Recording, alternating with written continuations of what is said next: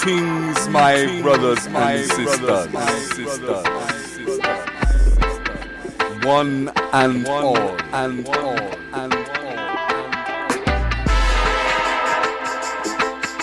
I would like to welcome the world. Oh.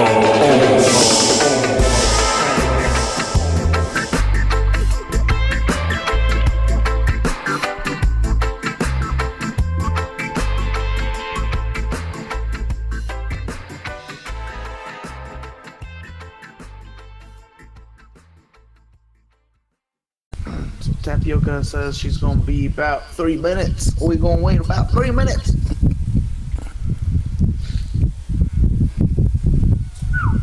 Man, wow. Honestly, I'm not gonna lie. Your choices from last session, I was pretty surprised about. What choices?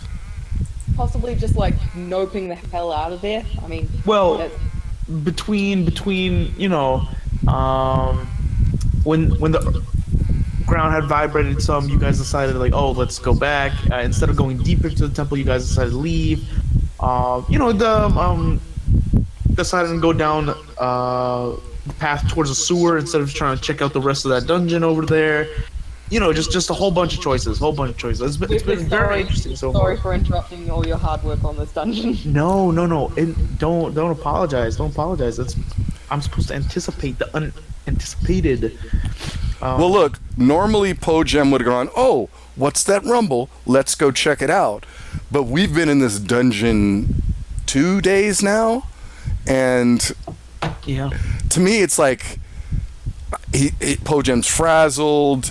He's like, okay, is this whole dungeon about to come down on us? He's not exactly thinking clear. Sure. I'm not questioning why you guys are doing it, but I just think it's just very interesting, you know, as I watch you guys basically, you know, go through this. Well, dude, I just... To be perfectly honest, I want to go deeper into the dungeon. Tamir does not. Oh, that's fair enough. That's fair enough. When you said there's this big rumble, I didn't even question it. My mind just immediately goes, oh my God, the dungeon's coming down. Me personally out of character. And so I'm like, oh, we better get out of here. I probably should have, as Pogem, gone, let me make an investigation check to determine what potentially caused that rumble rather than, you know, my San Francisco mind going, oh, earthquake, get out of here. You know, so, I want to explore the dungeon more. Oh, yeah, sure. I mean,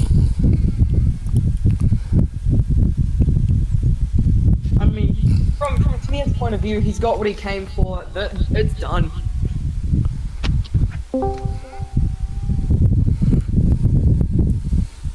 all right. Is that Tapioca? It's me, hi.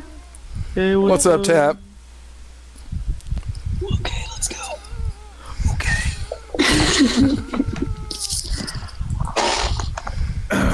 All right. So let's get in it. Okay.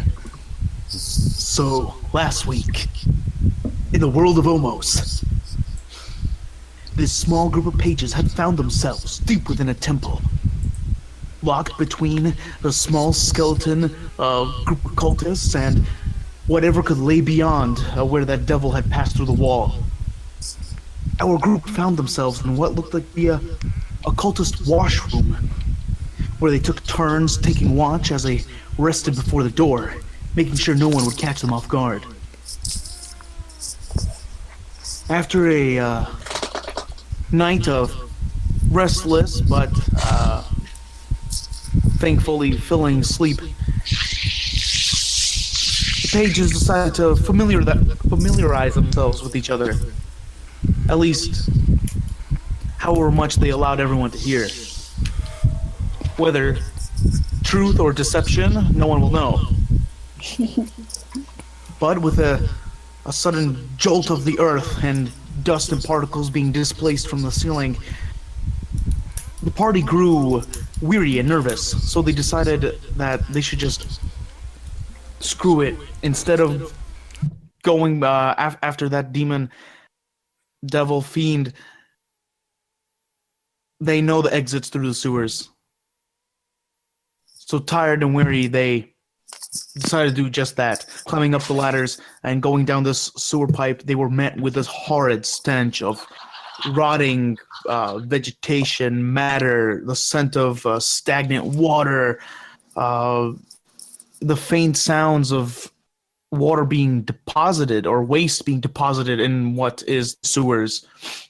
After descending into this dark abyss, and after the dungeon master had to spend maybe 3 minutes readjusting the light settings, the party was able to find themselves on dry landing, though it's covered in this moist, how could I say, like a mildew almost.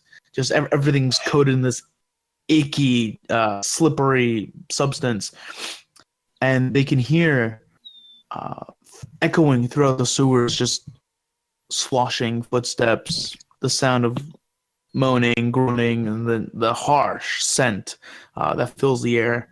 Will keep making it pretty difficult to concentrate on the task at hand.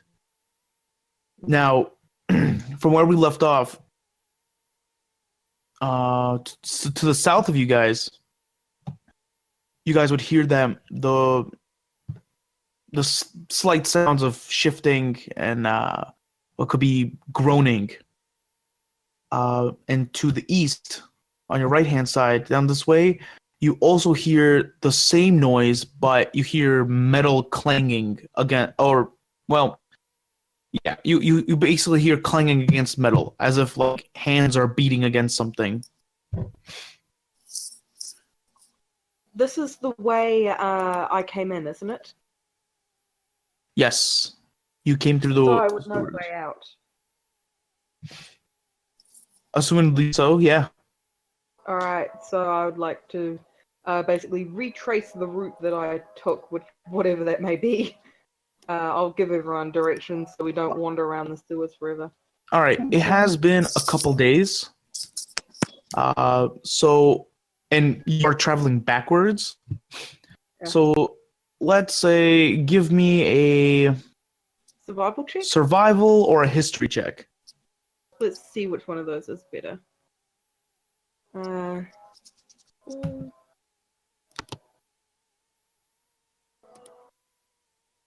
All right, That's fantastic. Okay, so you remember you came from the southern end of the sewers. Down here?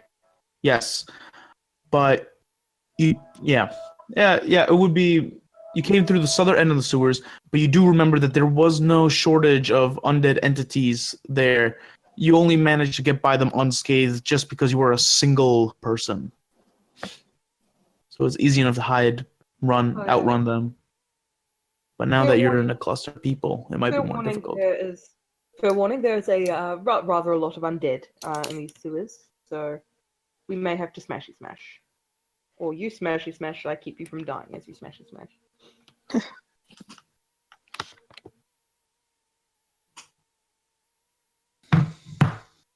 Alright, this way! And I just kind of I know which way to go, so I'll be pushing to that. Alright, so be it. I'll be in the middle because I'm squishy, but I'll be stepping out the way. Alright, sure. And how are you guys trying to travel through the sewers? Not through the water. Alright, sure. At a slower, stealthier pace? Are we trying to rush out of here? What's everyone else thinking?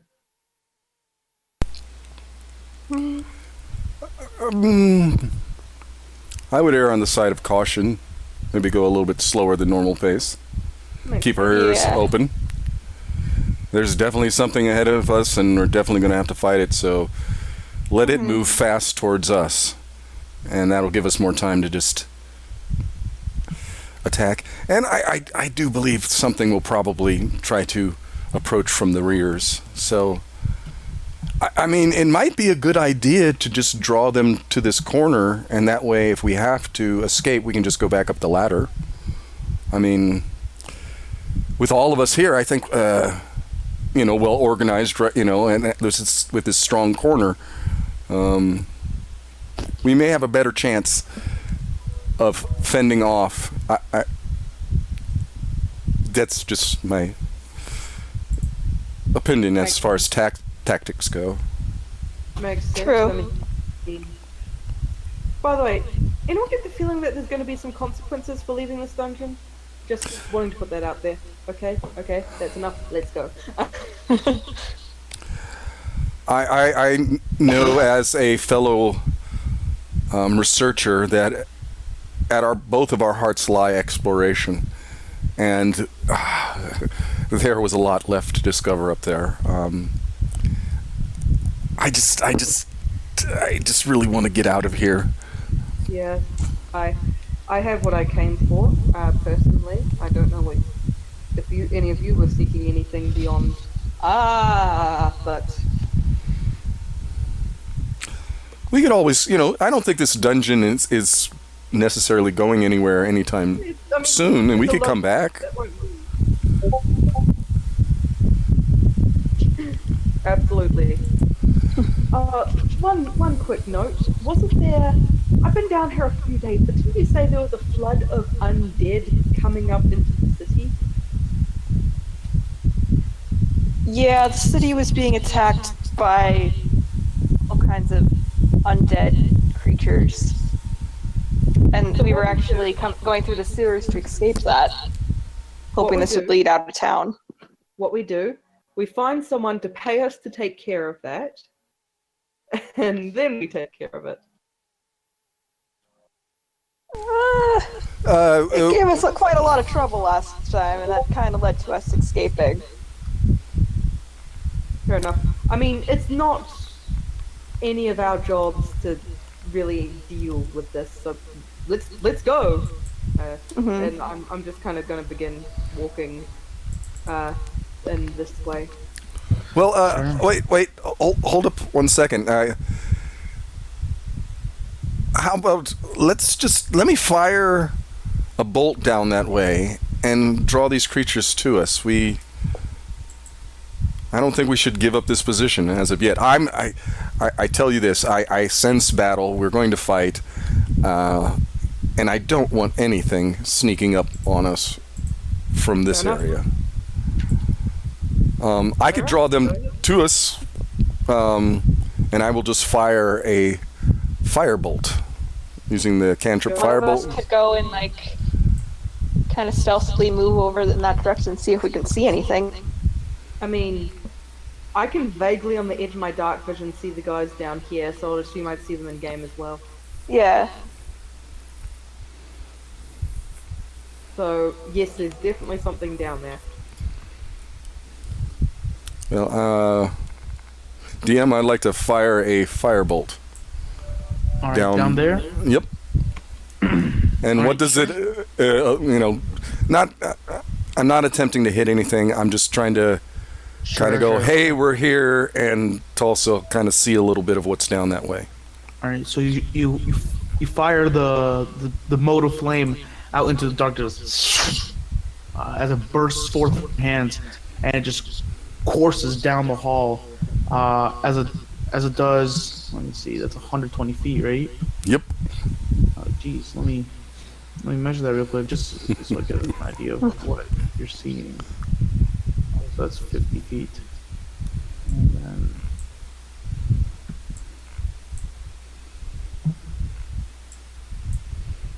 Wow, that's almost... Alright.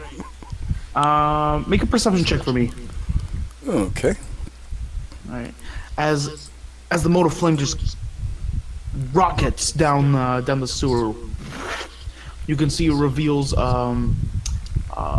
more pathways on either side of this river of green.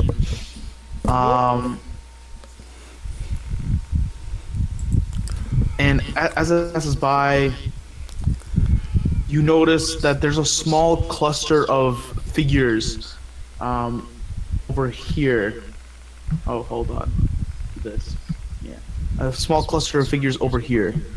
You're not sure how many. But Yeah. as soon as the flame goes out, you guys start to hear shuffling movement and the sound of just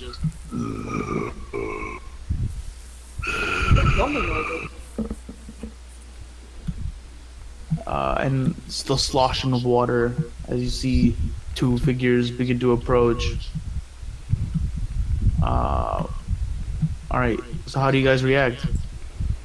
I would like to ready a vicious mockery for when something gets within range.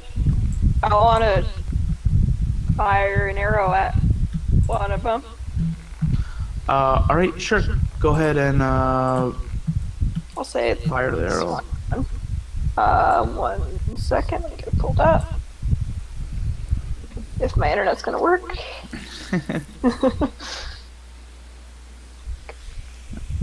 And for Tamir, I believe they are within range.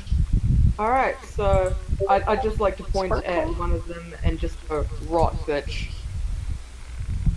Sure. Okay. Okay, yeah. is like anything showing up? Because I pressed the longbow twice. No, nothing has popped up. Give it up. Okay. Oh, there it goes. Okay. Wow. Oh, Yeah. great. Okay. Okay, Wow. Well, the first one missed. I'm gonna mock Yeah. the one that doesn't hit because so did. Yeah, that was the first one. Sure. Okay. Wow, Alright, so you're that's gonna- cooler than I thought, says Casimir. That's gonna be a 4 on its wisdom saving throw, so you can go ahead and roll for damage. Damn, it's been a while since I've used vicious mockery. We didn't do any combat last session, and It's if you guys are level 4, so it should be 1d4 of damage. yeah, hang on. Here we are. All right. Yeah. So you just kind of scoff at it, rot bitch, and you just Awesome. Casimir just disappeared off my screen. oh jeez. Oh shit, me too. I don't know. Oh. Well, they're dead. What can I say? Oh dear. Anyway, so that one I mocked, the one that didn't get shot, has disadvantage on the next attack. Yes. No problemo. All right. And Casimir, you're loading up your pistol. You can go ahead and fire.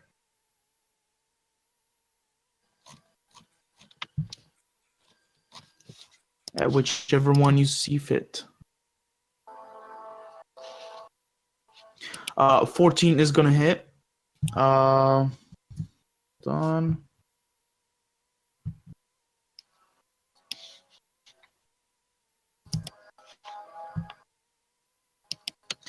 All right. So 7 points damage. All right. So as you load this this small pistol with ball bearings, some gunpowder, you take aim. This large explosion or small explosion echoes throughout the sewers. You guys are almost deafened by the blast as you watch a metal ball just kind of slam into the side of the zombie skull. And you watch it crumple into the water and watch it slowly rise up again. How much damage did that natural 20 do? No, that Oh, was wait. unfortunately a Oh, I result see. of yeah. I see. I just got mixed up because the one above it was a 6 as well. Cass says shit.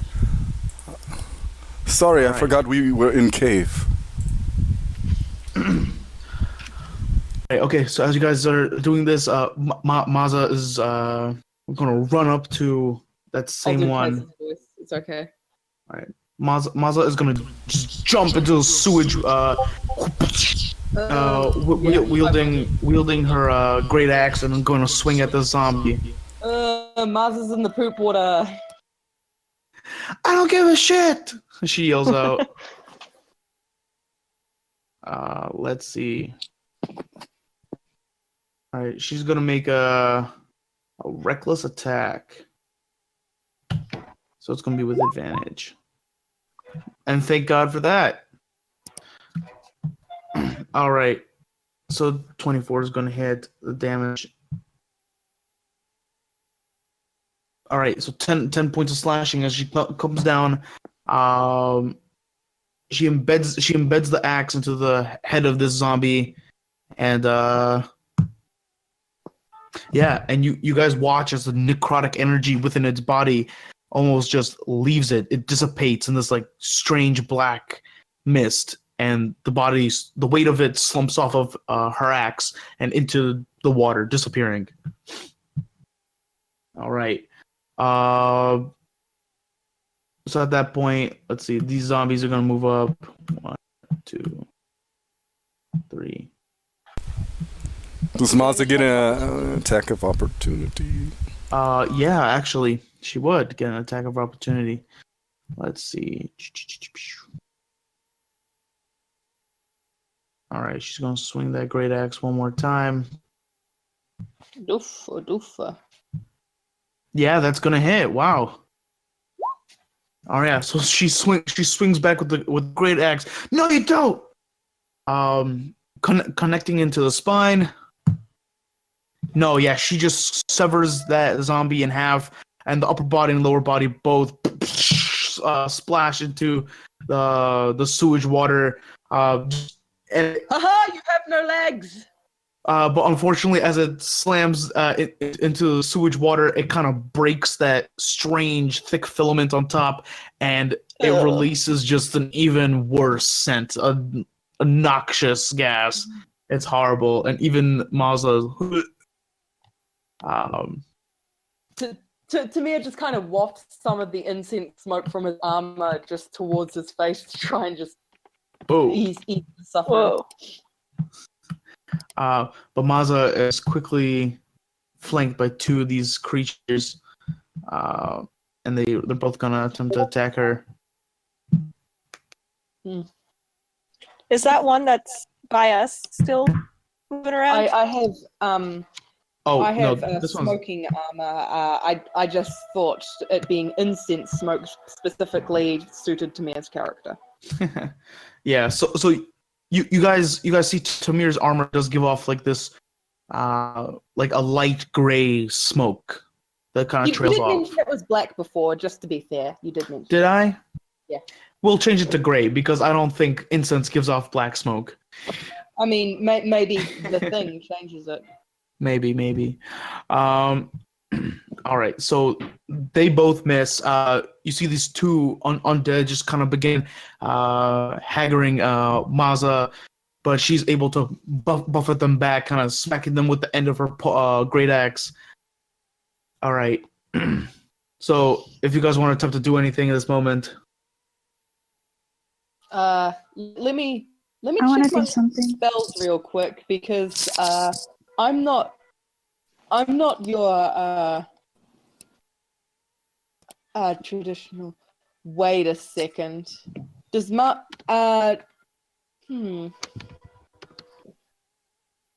What is that? I'm going to cast Fairy Fire, and I'm going to hang on.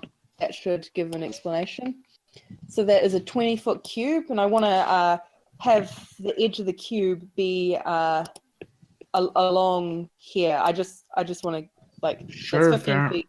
It's probably going to hit all the walls. I just want to get all of them in the cube, but not Maza. So all Gotcha, attacks against gotcha. him have advantage.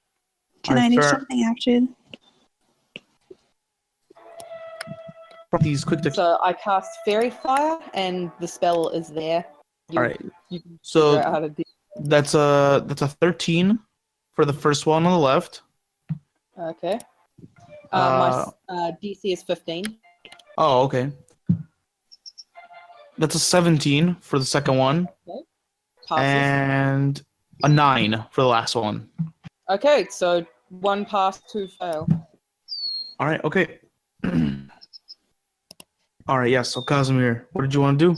Oh, I wanted to. They're all softly Or glowing. was that Casimir or that was Farron? me. Okay. I'm trying Okay. to defend my crush that doesn't like me. I want to use my sword. Here I go. All right. All right. Which sword was it? Your great sword? No, the other one that you said Oh. kills zombies. Well, I Gorgul, only have the right. great sword on my list, but what does it say it does? Let me It see. says Still, hmm, it should It's be in good. your journal. yeah, Gorgle. Can I use that? Yeah, you can go ahead. So what do I do? Do I just roll my normal sword? Yeah, you should. You should click on it. It should just be Wow, same bonus. Okay. Oh, sorry, bad. I did not mean to click on that's the power of my love. that. So that's definitely gonna hit. Which one are you attacking? The one in front of you? Yes. All right. So that's gonna be 1d6 of damage plus your strength, or your dexterity, your choice. Okay, can you see? I imagine Kaz is strong, so Yeah, I'm a very big boy. yeah, you can't knock that boy over with a pail of water. Wow, that's pretty pathetic for a strong boy. All right. So you pull out a Gorgul and stab the zombie through, and as you do, you almost hear it shudder like as it quickly sucks in some air. What the hell is that? That's my big two. It's gone. All right, yeah, and as you sink the blade in and quickly draw back out, you don't see any blood or gore on the blade at all. It's almost like this clean swipe. Oh yes. All right. Okay, so is that the end of your turn? Yeah, I'm gonna tell Mazda I'm glad you didn't get hurt. Did she get hurt badly? No, she Okay, didn't good. get hurt at all. So glad All you right. didn't get hurt. Yeah, me too. All right. That's what Mazda sounds like. All right, let's go. All right, Bookie, did you want to do anything? Yeah, I'll shoot this one. All right, go ahead. Make your attack roll. And Possibly this one. Pojem, you're right after.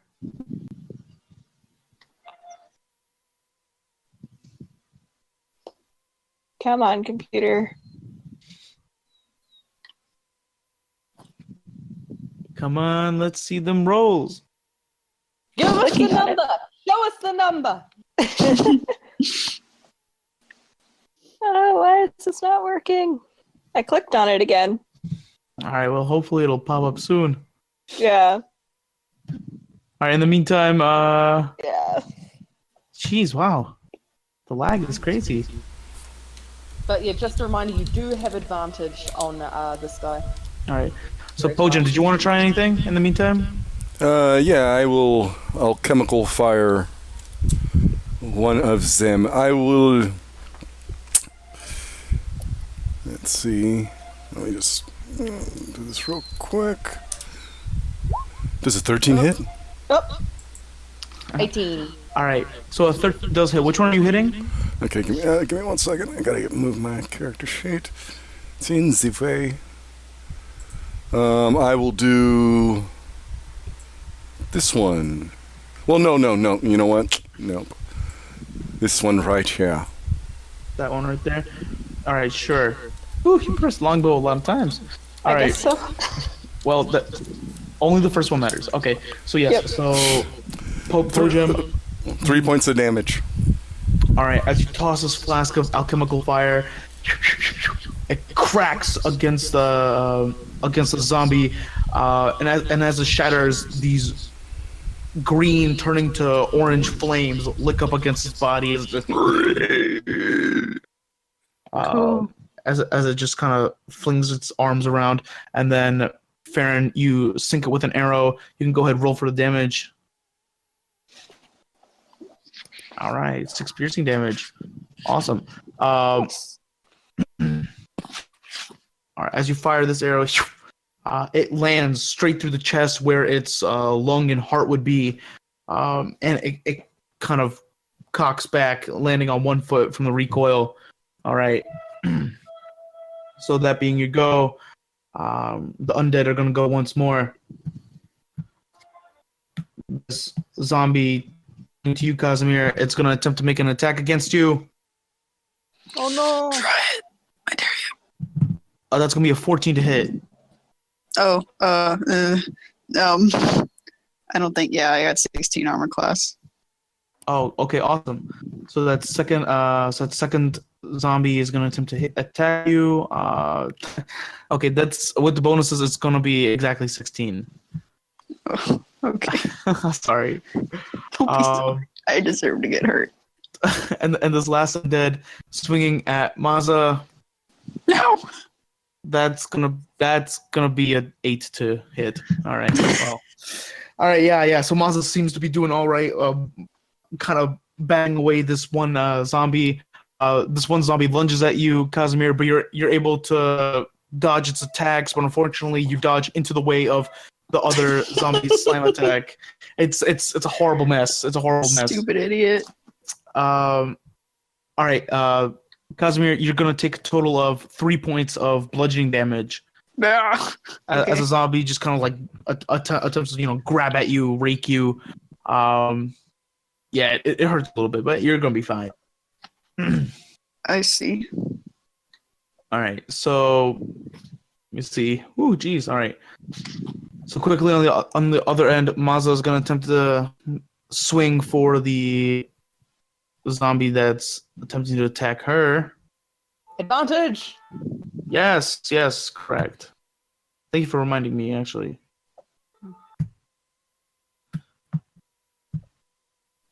All right, yeah, no, that's definitely gonna hit. Jeez, she's really doing good out here. Jesus. All right, yeah. Wow. All right, let's see if it makes it save. Yeah. So as she swings the great axe and it cleaves through the shoulder somewhere into the center of the chest, and she pulls it out, the zombie just falls over, and as it does, it catches itself and picks itself up again, and she's like, God damn it. All right, with that, Casimir, did you want to off the head, it spins around a bit. Would I like to attack? It on like a hat. Yeah, what would you like to do? Absolutely. I would. Well, I don't want her to be mad, so I'm gonna keep fighting the thing, so she'll be happy.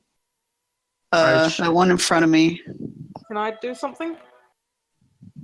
Yeah. Hold on, give me a moment. Hold on. Okay, so Casimir, what are you trying to do real quick?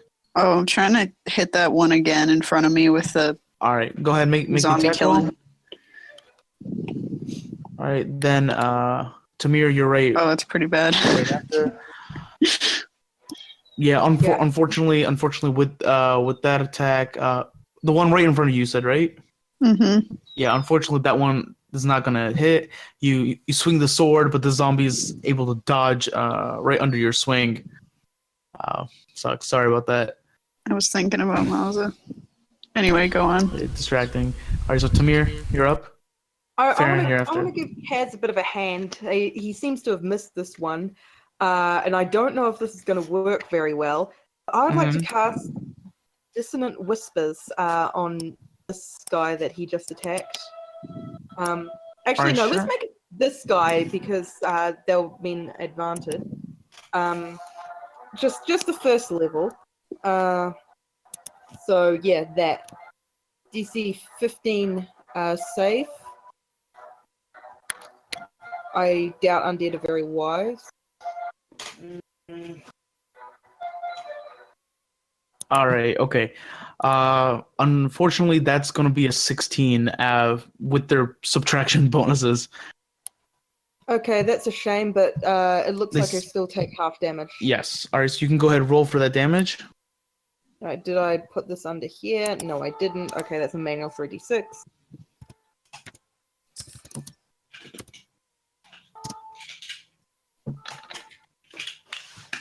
$10 points of damage to this guy.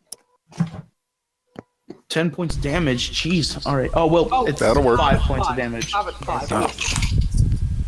All right. So with 5 points of damage, all right, still gotta make that save. Let's see. All right. Okay. So as you whisper a discordant melody towards the zombie, you watch it's these like strange pus filled, just like Ugh. oozing. Yeah. Ugh. These globs all over its body just burst. The eyes just burst in blood, and the zombie hits the ground and begins to seize, but quickly stops. All right. I know dark magic. All right. Okay, so Farron. I don't mind at all, Mom. No, you're banned. Unfortunately, it's part of our privacy policy now. We've updated our privacy policy. All right. So Farron, what you trying to do? I will try and hit the one in front of Casimir. All right, go ahead. Let's see how long it takes for this to go through. It's our new favorite game. All right, okay. Guess Pojam can go while we wait for this. All right, Pojam, what would you like to do? I will firebolt that one. All right, okay. Firebolt! For an attack with advantage. Wow, fantastic. All right, go ahead, roll for damage.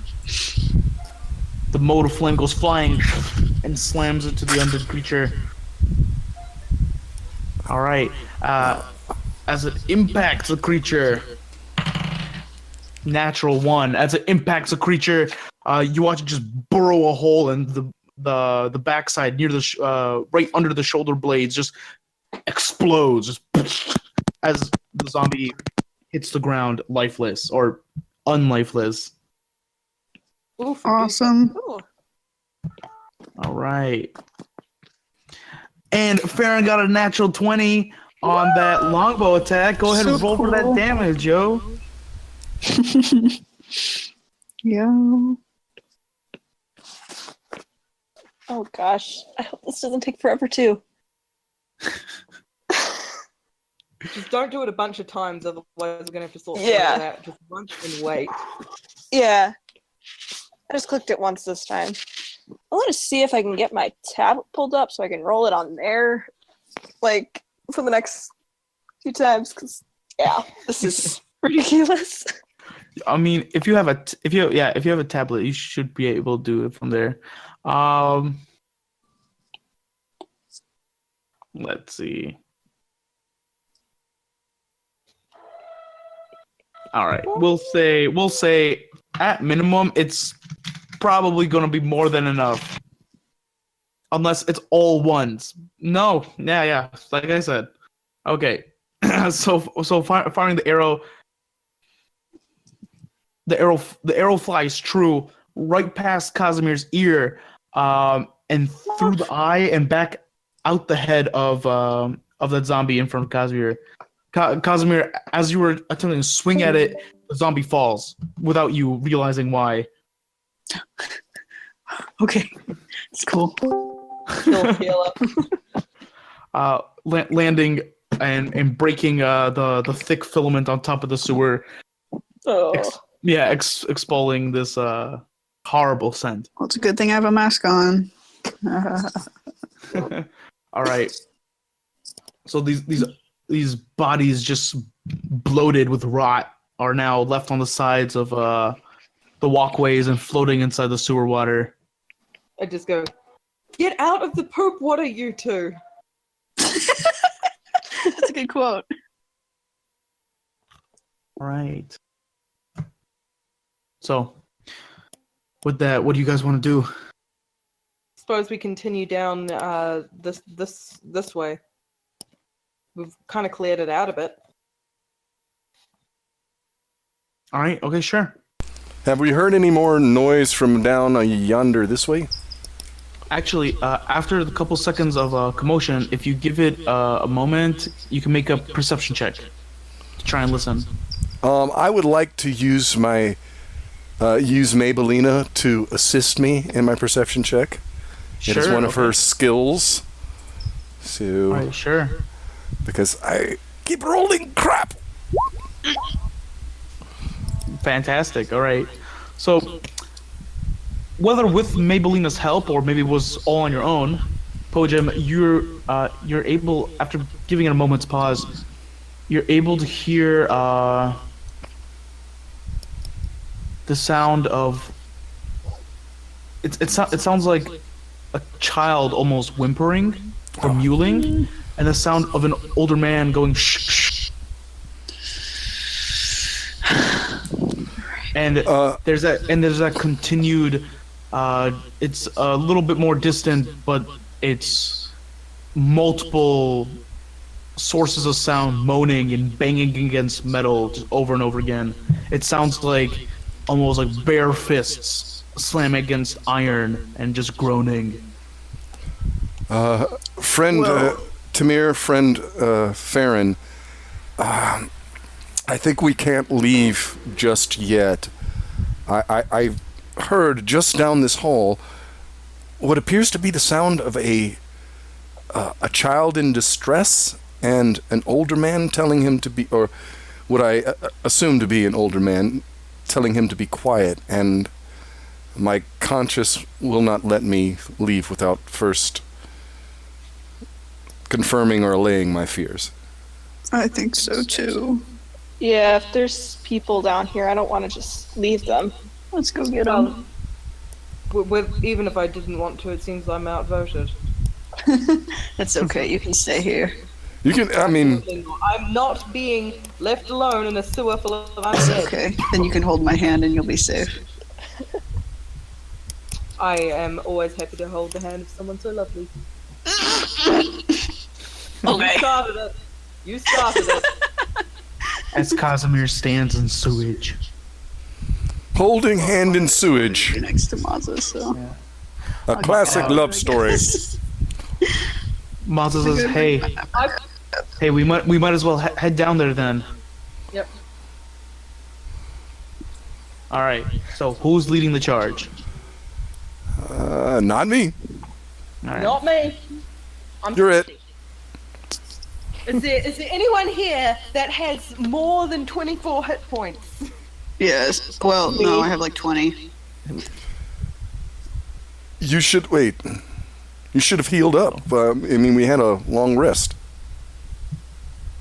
You should be at full. You mean max or like current HP? I'm at max.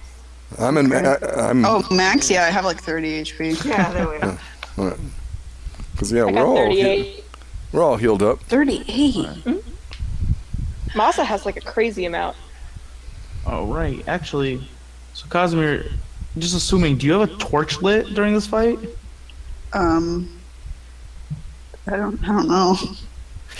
Let's We generally now kind of keep a torch lit for Kaz. Anyway, All right. I just always assume that we do because we know Kaz can't see in the No dark. stupid idiot who can't see. Don't have dark vision. Anyway, yeah. Hey, you're the only one not spoiling the DM's sinister ambiance. Except I'm a dog, I should be able to see, sort of. I don't Well- really know how that We works. need to get him some goggles. Or doggles. All right. I think, in fact, we have more ambiance because we're seeing in night vision, black and white. So this is a whole creepy black and white movie for us. Yeah. So Casimir is holding out this this torch. So actually, it's strange. Well, it would be strange to those of you without dark vision. But basically, what this looks like is, as you look at the walls, the floor, the sewer, the floating bodies, everything is black and white. But everything around Casimir is just in color. The flame, his clothing, his hair, his facial features. That's cool. You look radiant. Aw. Why am I colorful? That I have never seen that done as an illustration, like a group that is seeing in night vision, looking at someone holding a torch and they're in full color. That'd be dope. That's awesome. So Great image, dude. So with this knowledge, you guys hear the pounding against metal. It gets more fervent as you guys begin closing in. It just gets faster and faster, but It's We should much. probably it's, hurry. It's further down. Yeah, okay. But at the same time, you hear an elderly voice. Hello, is anyone there? I just go, I hope to God this isn't a trap. And you hear a dog bark. Cat, is Dog. that you? A dog, huh? I can talk to those. Not really sure what should be doing. Can you? Can you talk to dogs? I can turn into one and talk to them. But you only hear these voices. You don't see anything yet. I'm gonna not say anything and just keep going. Hey. I'm here, you beautiful piece of light. All right. So you guys are just rushing forward. No. I can see something, so I'm gonna stand right here where like behind the corner. Kind of a corner. All right. Sure. Okay. So as you guys begin approaching forward, I'm looking for traps. all right, sure. Go ahead and make a bless you 3 times. So 4 times. Gesundheit.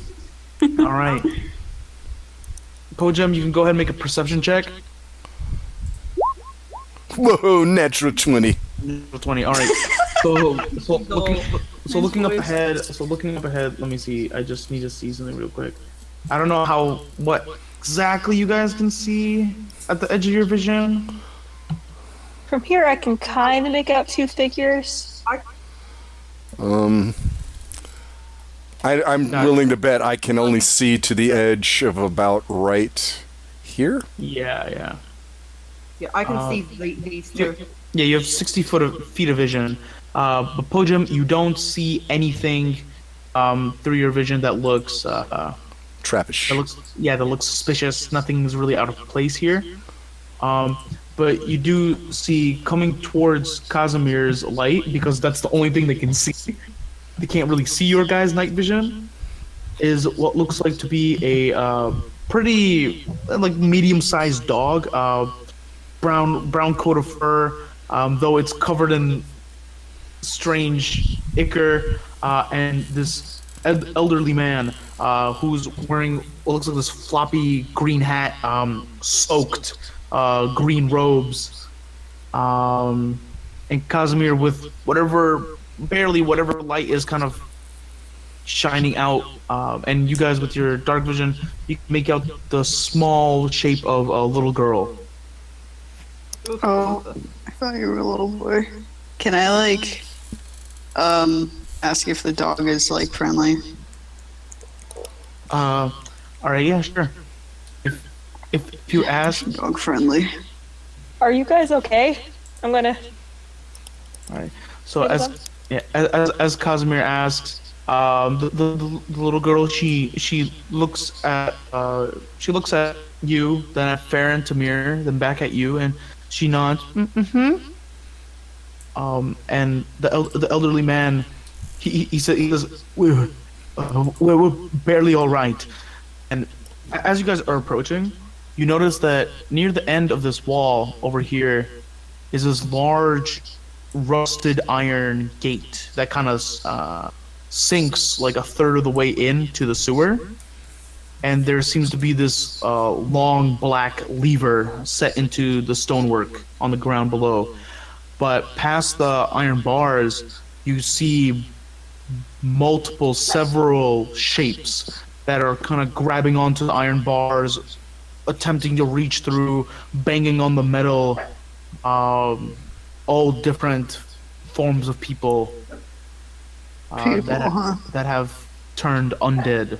Yeah. Oh, shit. All right, none of y'all step next to that lever. Just come here. I want to beckon the dog over. All right, make a general charisma check, Casimir. Not animal handling. Make a general charisma check. Okay, it's secretly a person, not a dog. Alright, here we go. I'm not very charming. All right, okay. That's So good. as you motion for the people to come closer, they actually come closer to It's you. the dog. Yeah, the dog. Yeah. The dog kind of moves over and almost actually sits right next to you. All right, yeah. The elderly man kind of coughs up, and he says, "We've been down here ever since ever since whatever happened on the surface. I don't know. Ever since the fort was attacked, we escaped down here into the sewers. I'm not sure what's going on. Do you have any idea?" Not really, but I mean, we'll take you to safety. Like, We're don't worry also about it. looking for an escape, and we're sort of fighty, hardy. Either of you injured? Thank heavens, no. I suffered a wound a little while ago, but I was able to treat myself. Oh, that's good. Tamiya's sort of avoiding the dog, by the way. Sure. No, sure. to me, it's a good dog. That's Good fine. boy. You're a good 15 feet away from the dog, across you know. I just How don't does- want to. Oh, you can. It's a good boy. How does does it look like the bars are holding up for the moment? It looks like they are. It looks like they are. Though it's make a perception check, Varen. All right. Perception.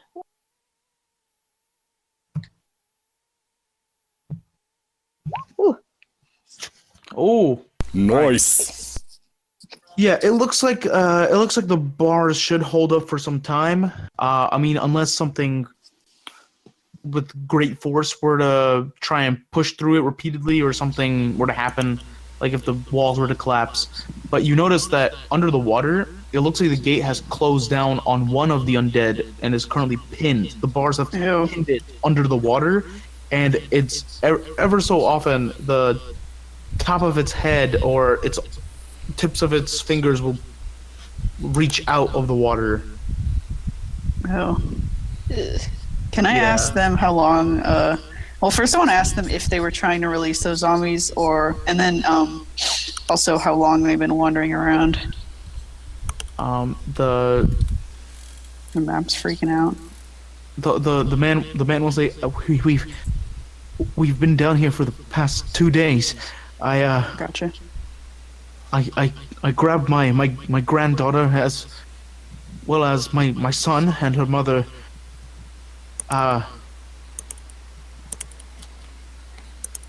Unfortunately, and you see at this point the little girl, she begins mewling again, and you know she starts crying, and he immediately goes on and says, it's all right, it's okay. And he turns and he says, unfortunately they didn't make it. We were wandering through some time when we lost my son, and well, running through, we were able to pull down the gate as we were being chased by those things on the other side of it. The gate dropped, and well, we've been here for the last well, I'd say it's been hours, but I can't tell. Do you mean like you lost them for real, or they're dead? I'm sorry, that's not a very sensitive question, but it's important. It's I understand. Part of me hopes that they're not alive. I wouldn't wish upon my child or his wife a fate down here. Well, I mean, not like, with should all we those. bother looking for them? They were capable individuals. If they are alive, then they hopefully would have made it out. Okay. At least climb back to the surface. No, what are your names, by the way? I don't think we got that. He motions to the little girl, and he says, This is Tiffany. My name is Roderick. Tiffany and See. Roderick. Tiffany, you're probably tired, right? I mean, hey, old man, I'm sorry. This might be weird, but like, if you need someone to carry her if she's tired, I have like a hood thing in my jacket that she could sit in. Tiffany's not like, she's not tiny. She's like maybe around like 8, 10 years old. No, that's fine. That's still tiny. I'm huge. He is rather large. I don't know. I actually I thought the kid was like 5 or something. I'm sorry. No. Yeah. I was about to say like I don't think jacket hoods are built to carry children Well, inside. I could still carry a 10-year-old on my back. It's fine. If you're not tired, though, I understand, Tiffany. She mews and she shakes her head no. She doesn't want to be carried. Well, Understandable. Have a nice day, Tiffany. Should I? Should I take care of these zombies? I mean, if they're probably not going to be a problem. We should just go. Just leave. Yeah, let's go. I'm sure you're all hungry and need baths and whatnot. We'll find our way to the surface. Does anyone have any spare rations? I got some like beef jerky that's been in my pockets for like 7 years. It's not fit food for a little child. That is the best kind of beef jerky, though. Oh, except the dog might like it. Here, doggy.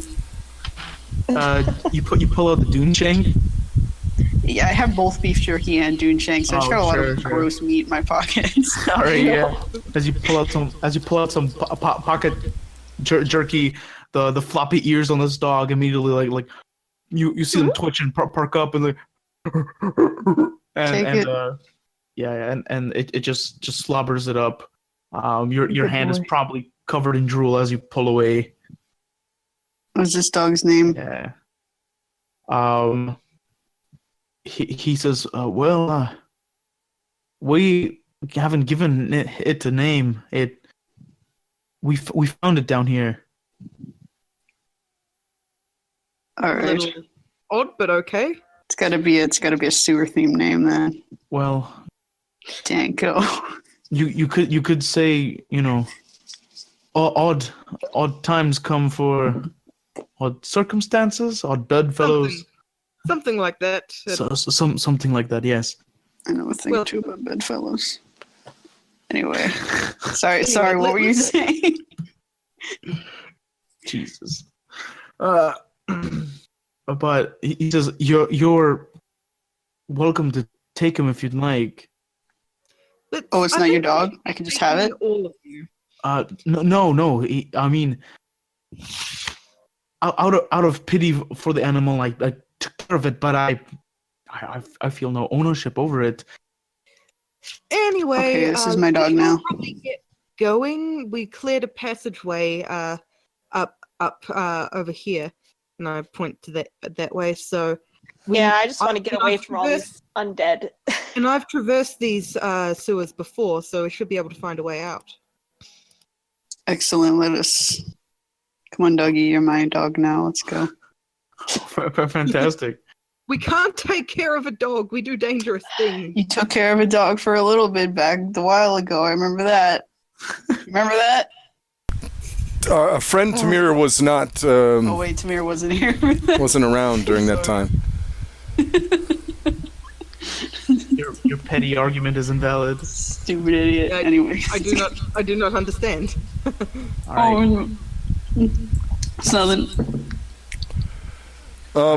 Before we go, I would like to cast guidance and just do an investigation check on the gate and its setup. Not from this distance. I'm not getting any closer.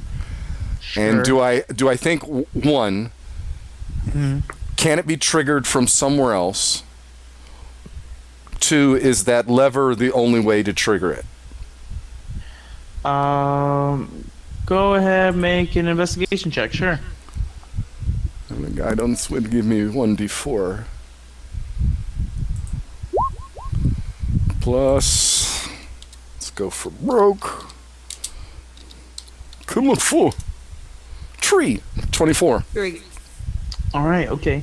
So looking at the gate and the lever setup of it, you get the feeling that that's probably the gate itself is probably used for things like filtering, larger chunks of stuff that might go through the sewer, blocking it off at certain points, for security reasons or whatnot.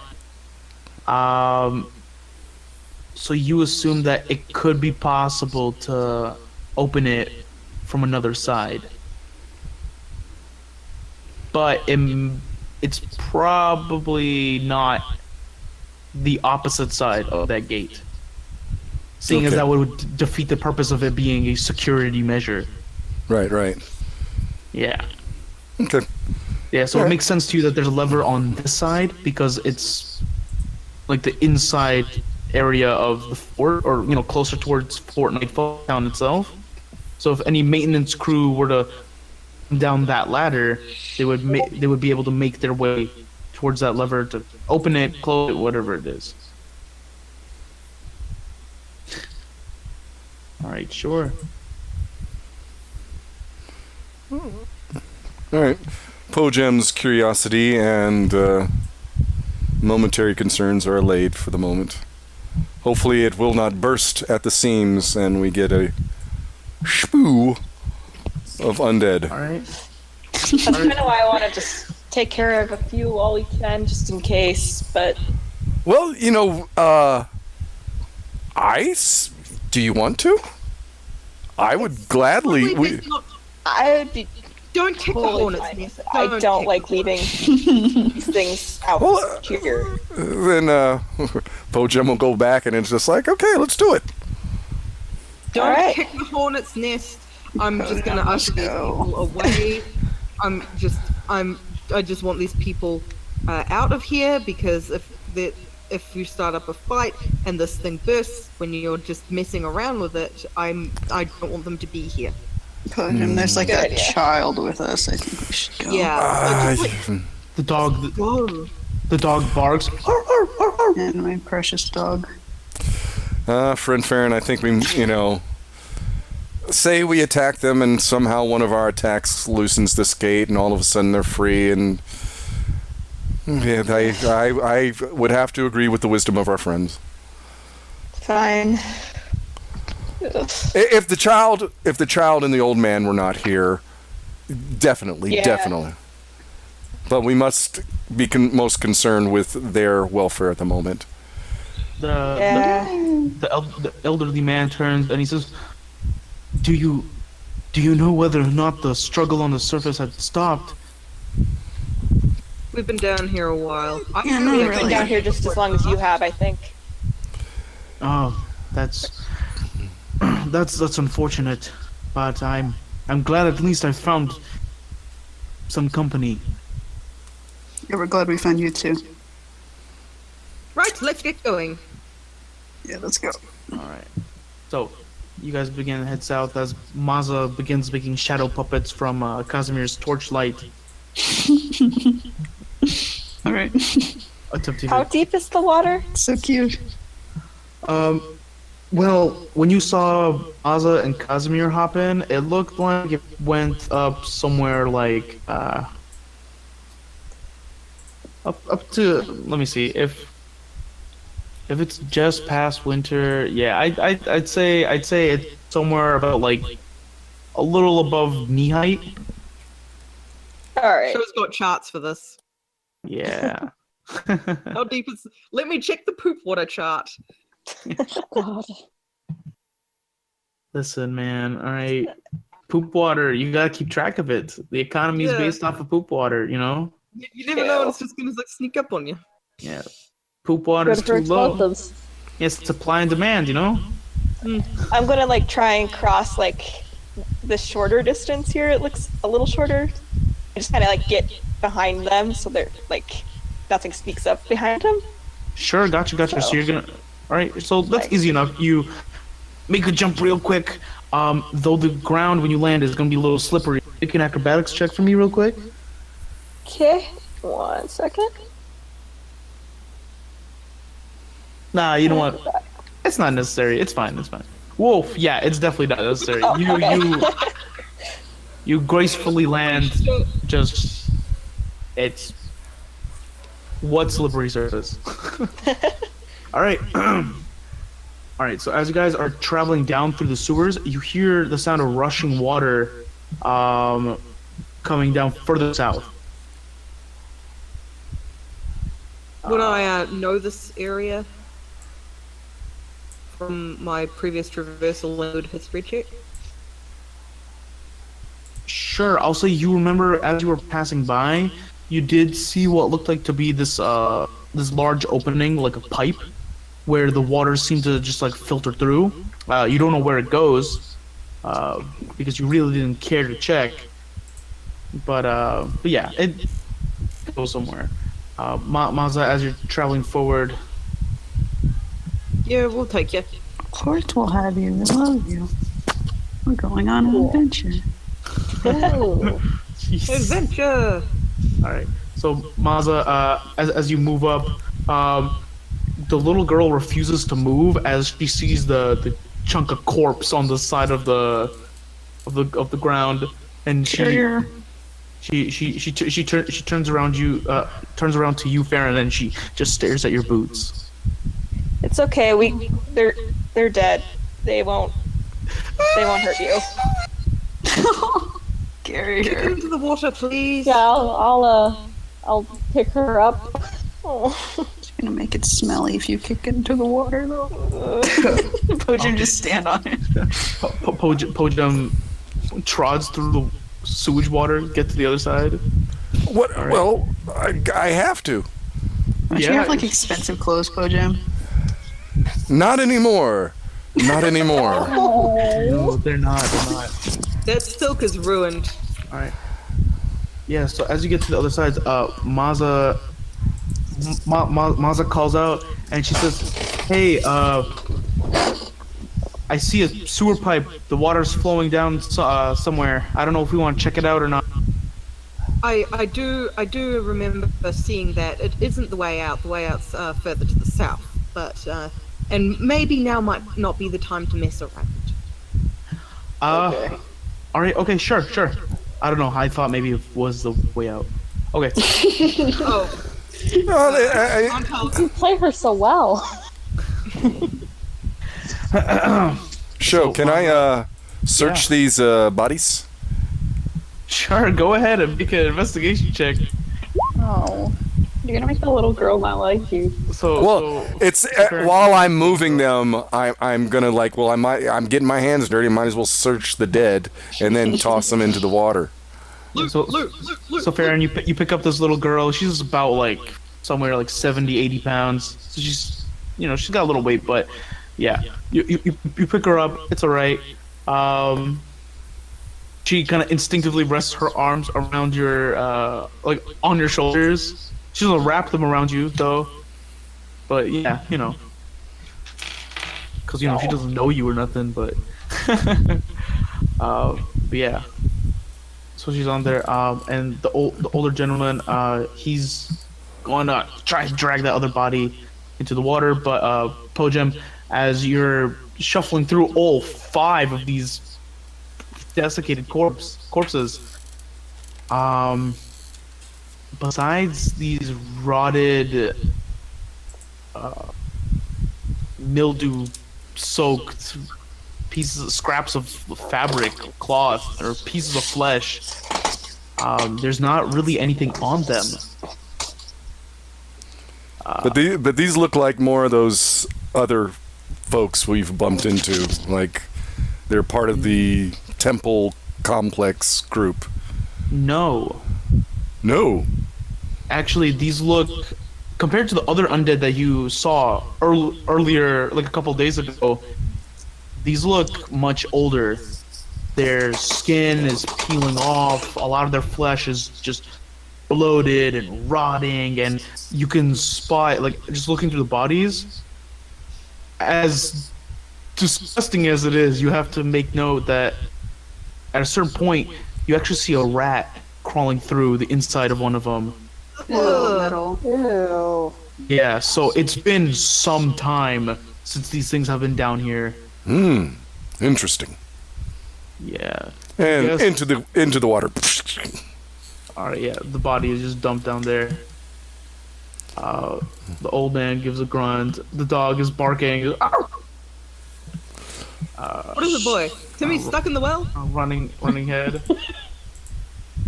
The dog just turns to you confused. It looks like the dog is not trying to cross the sewage water. The old man kind of ties up his robes and he motions for you Farron and his granddaughter to kind of move over. It's like, come now, if we're going to make it out of here, we might as well make some haste. Come on, let's go. And or is she, or what is she doing exactly? I mean, you said you picked her up, so she's Oh, just yeah. kind of holding on to you. Okay. So, Yeah, sure. I'll go down here. Alright, cool. So she's with you there. And he kind of ties up his robes and he's going to try and cross the sewage stream here as he holds his nose.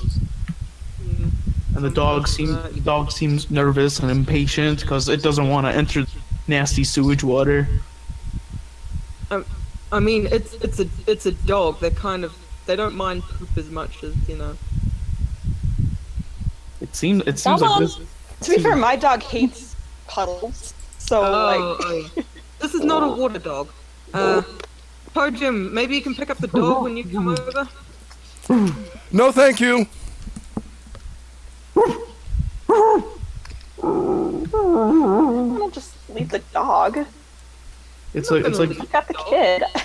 it's like doing this thing where it's like shuffling in place, and it's kind of looking around at different people in different directions. It doesn't know what to do. Hey, Hey, might what's as well up? just go over and pick up the dog and bring it back. Like, Are you carrying Whatever. both the dog and the kid? No, Farron has the kid. I think Farron's That carrying the was kid. Farron, sorry. All right, sure. You wade through the sewage water. The dog happily just clambers on top of you. It's on top of you. As big as it is, it's trying to balance itself on both your shoulders, on your head and horn, and it's a mess. I can carry the dog. It's And fine. it sneezes. Some of the drool gets off onto your left shoulder, and you carry the dog back onto the other side. All right. So Pojum and Farron and the little girl, you guys are still on the other side. Pojum, I see that you've traveled somewhere down that other path. Yeah, I want to do a perception check with the help of Maybellina on just this water. Do I see Alright. anything in the water? Is it fresh water? Is it? Sure, you can go ahead. So just letting you know what you're looking at, you see that this pipe kind of sticking out of a portion of the wall. Right here, right there. Yeah, right there. It's about 5 feet up from where the water is landing as it's pouring out into this large pool. It seems to filter out, and now that you're further down here, the sound of rushing water that you guys heard, it looks like the water's falling off into a much lower chamber. So wait, okay. So this pipe is 5 feet above the floor. Basically, yeah. So as you're kind of walking out, it looks like the that sewer passage, it just kind of goes down to an inclination. Okay, so it kind of it comes out of the sewer and into this standing wall and then into this Yeah, exactly. cistern waterway. Yeah, wherever it leads. Damn it. It leads to death. But My you can curiosity. Your lordship. Pojum, no. Oh. Firebolt! You can... Alright, sure. I fire firebolt. As you cast the firebolt, the fire it quickly just flies across 120 feet. Yeah, that's Jesus. 1, 2, 3, 4, 5, 6, 7, 8, 9, 10. Jesus Christ, how much is 10? 5 is 30, so 10 is 60. Yeah, Jesus Christ. All right. So as it goes flying, the bolt of flame actually slams against the wall. Within that time, you see a platform. You see a thing of water. You can make a perception check to get some clearer details. Okay. Oh, by the way, Farron, just letting you know that you had spotted a door up here Oh. while walking around. Yeah.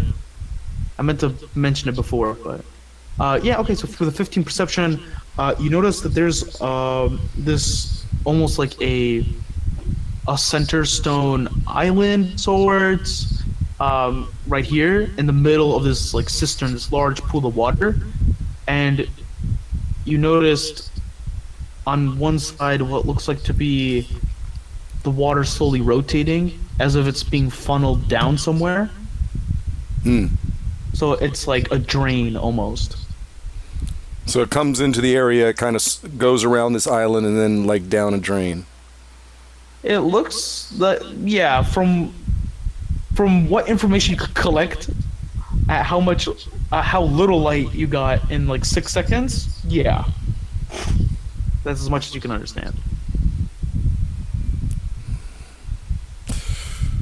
Okay. That's I Pojam will resist the temptation to go farther into this area and will back up. Sure. Interesting area. There was a door up a little that Where? way. Where exactly? Kind of points right here.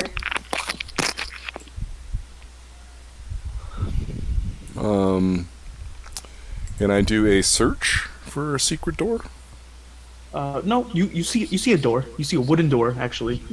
You Right. can Oh, search for a secret door, but it's unnecessary. I mean, with the if you look for a secret door, you see a smaller door built into the bottom of that door. It's about like A little mouse door. yeah, it's about like 2 inches by 1 inch. Road fairies. Oh God. For fuck's sakes. Sewer fairies. Okay, yeah. Pojam immediately gets down to the little door and is just looking at it. It's like measuring it with his fingers and just like, well, if it's this size, they would have to be this tall. Or, I mean, they could be bigger and just bend. Pojam. Yeah. Jam, come on. Go. Yes. I'm sorry. My apologies. Let's get out of this place. Would I be able to? Do you think I'd be able to like jump that cap, or do you think I should just like go through it? Jump. With an acrobatics Sorry, check, you could attempt to make a smooth jump. Yeah. I do have pretty good acrobatics. Yeah. Or to make a smooth landing. Without Yeah. an acrobatics check, yeah, you could definitely jump that. We couldn't believe what happened next. She rolled a 1 and broke her neck. Oh. Oh jeez. She Broke her hip and the child. child fell in the poop water. Oh jeez. All right. That little Yeah. kid never got rid of that stench. Oh. Yeah. So you See can that little jump girl that right easy. there? Girl. I'll do it. Oh, okay. Yeah. Great. That's good enough. Okay. So you hop and you make it to the other side. The little girl squeals a little bit. I kind of steady them.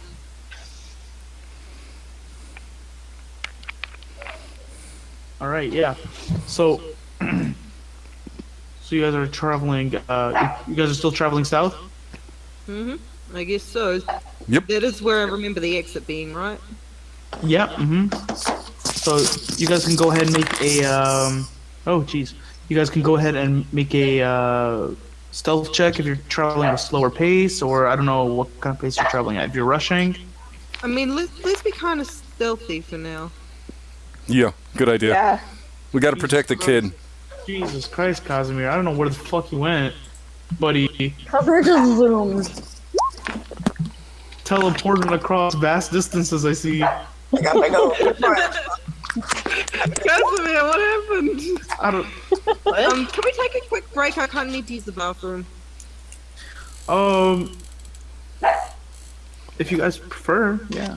Yeah, you gotta go. So yeah, take care. Handle your business.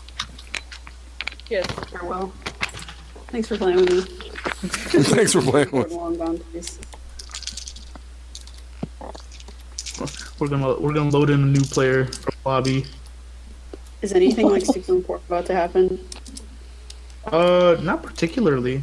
Okay, cool. I'll see you guys later. Bye. All right, so Bye. we can take a quick 10-minute break if you guys want. Yeah, I gotta go in like 15 minutes, but Oh, jeez. All right. yeah. Well, I mean, we can continue. You know, we got enough eyes. It's only if we run into It's fine, something. it's fine. They'll come through. They'll come through. It's all right. All right. Okay. So, what did you guys want to do at this point? Continue to move forward. Probably. Yep. Yeah. All right. Okay. So as you guys continue to move forward, let me see. So, Mazda, can you make a perception check for me, please? That's Let's say Mazda and Farron. All right. Perception? Yeah, perception.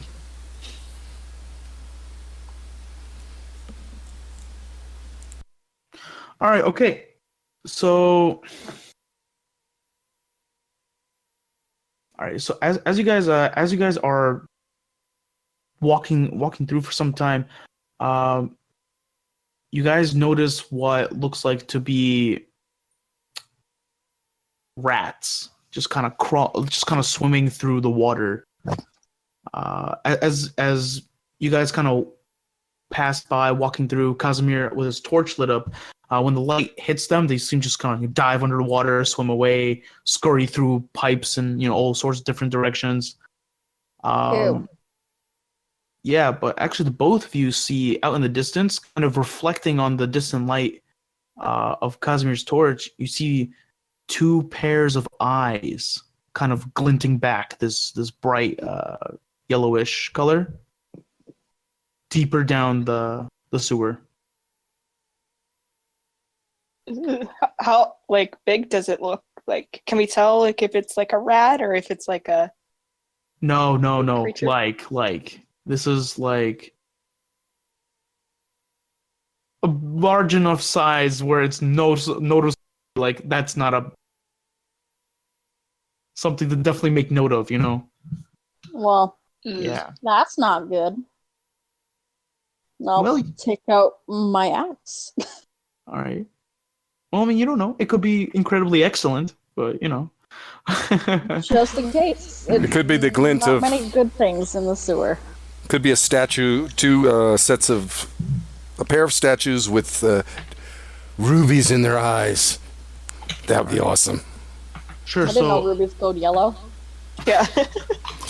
Or citrine. so Maza, you just pull out your great axe. Yep. All I'll right. stand a Pull out little my bow. taller. Just like, what's it gonna do? Sure. Gotcha. Okay. So as you guys are you guys just continue to travel down. Casimir has no idea going through. As you guys We are probably should alert the rest of the party. Guys, I think I see eyes a little farther down. Casimir goes, huh? What? Really? I saw him Firebolt. Oh You- God. You're just gonna fire a firebolt down the Aiming upwards, more towards the ceiling, just in case. Hey, it could be friendlies. I don't want to hit him. Sure, gotcha. Do you have like an unlimited amount of those things or what? Yes, I do. As his mote of flames rockets down the sewer, you guys immediately see two large furred creatures just kind of lurking in the sewage water. And as the fire Ew. just passes them for a split second, you hear the water slosh a little bit, and you hear, and then What did I miss? Oh no, we bothered the sewer beavers. but then you hear this sharp, whiny voice, just stop where you're going. Oh. And then, yeah. Who are you? Alright, if Why it's should a- we stop? Oh, so while you were gone, we just started moving a little, and we saw rats swimming in the water, and there were the eyes that we saw a little farther down, and then Pojem fired a firebolt. So yeah.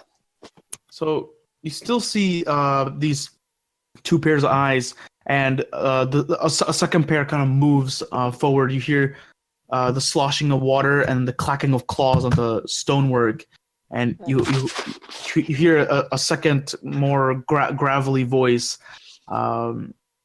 going, "It matters more to us. Who are you?" Alright, I'm just trying to get out, I'm gonna take man. lead here. I'm like, hello, we're a group of idiots. We got caught up in a bit of a kerfuffle up above, trying to escape. Don't mean you any harm. We'd just like to be able to pass by without any trouble from either of us on either of our ends.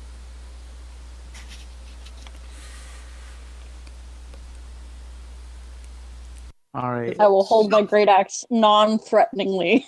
If it helps, my name is Tamir. Hello, what's your name? And you hear like you see the eyes kind of like turn to look at each other and like more squealing and squeaking. That's what the dog does exactly, but it barks. But yeah, they just kind of squeal and like, and then the one with the whinier voice turns back, and you hear it say, "What do you have? You pay toll. You lay foot in the land of the Rat King." I mean, that's fairly reasonable. Well, anyone got anything? What do you interesting? want? What do you want? Like,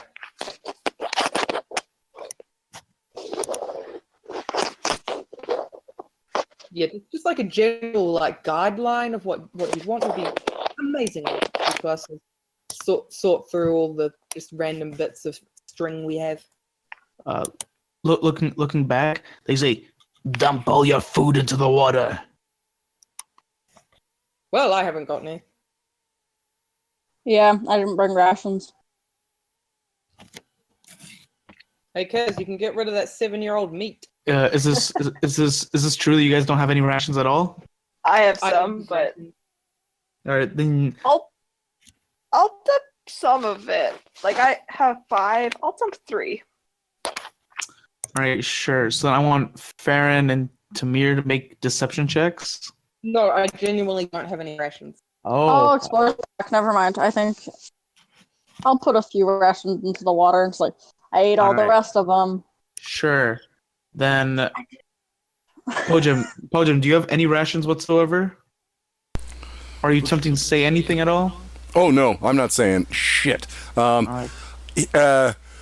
Pojem will just like kind of, he's already fucking almost skeletal, so he'll just suck in his cheeks a little bit and just kind of look out around the edge, just like real tired. Sure. Yeah, and and he has no rations whatsoever. Gotcha. So Farron, Maza, make a deception check. Yep, I just It's did. not really the Oh, time gotcha. for this. Tamir, you can make Hey, a oh, persuasion God. check. At least it's not a 2. Persuasion. 14. That's solid.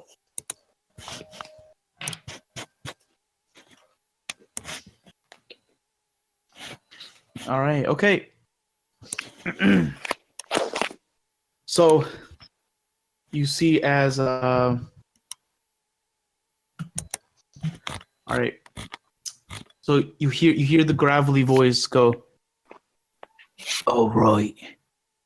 Pass." But the Yeah, ones appreciate it. But them ones that didn't drop down any food, you better watch your tails going through them sewers. The dog barks once more. We Alright. have so far, and then I'll kind of flash my axe threateningly at them, I guess. Like, stay Sure. away. Okay, sure. Please don't escalate this. Alright, so you guys continue forward then? I hmm guess so. Alright. So, could we tell like what were those things? Yeah, as you guys Sure. get as you guys are getting closer, Casimir's torchlight is slowly, it's still reflecting off their eyes. Let me see. Jesus, I gotta highlight everybody. Do this. All right. So as you guys pass through, you guys see what look like to be standing on two crooked feet, with these clawed arms, covered in fur, with these bare faces, cracked and crooked teeth, each holding what looks like to be this long, jagged, almost like roughly made scimitar. These two large rat things, these like almost people. But as you guys get a closer look at them in better light or in dark vision, you see that their flesh is like stitched together in different points, like Frankenstein style. That's really cool. I just kind of give them a polite nod as we pass by. Pojem sees that these are stitched together creations. Mm-hmm.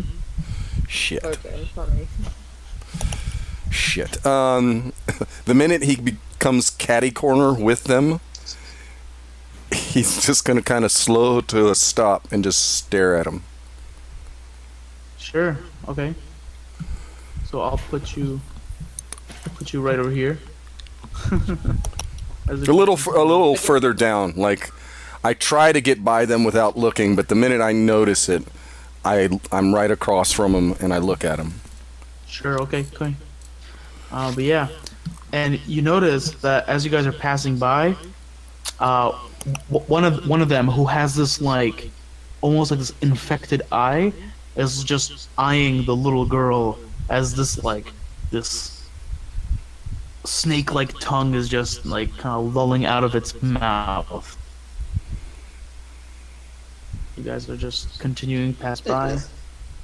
It's probably best to just leave. So, once again, just because I'm very nervous, I do remember this being the way out, correct? Well, actually, as you continue down, you see what looks like, not a fork in the road, but you see what looks like to be two different sewer exits, or sewer paths. You can choose to make another history check or survival check. I'll mark another history check. Alright, sure. Oof.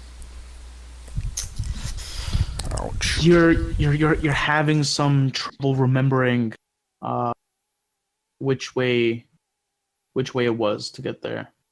Can I pause and see if I feel a draft? Sure, yeah, you can go ahead and do that. That would be Can survival, we, wouldn't it? can we No, hear anything perception. coming from any of them? Perception. You can go ahead and make a perception check too. That's much better. Oof. Okay.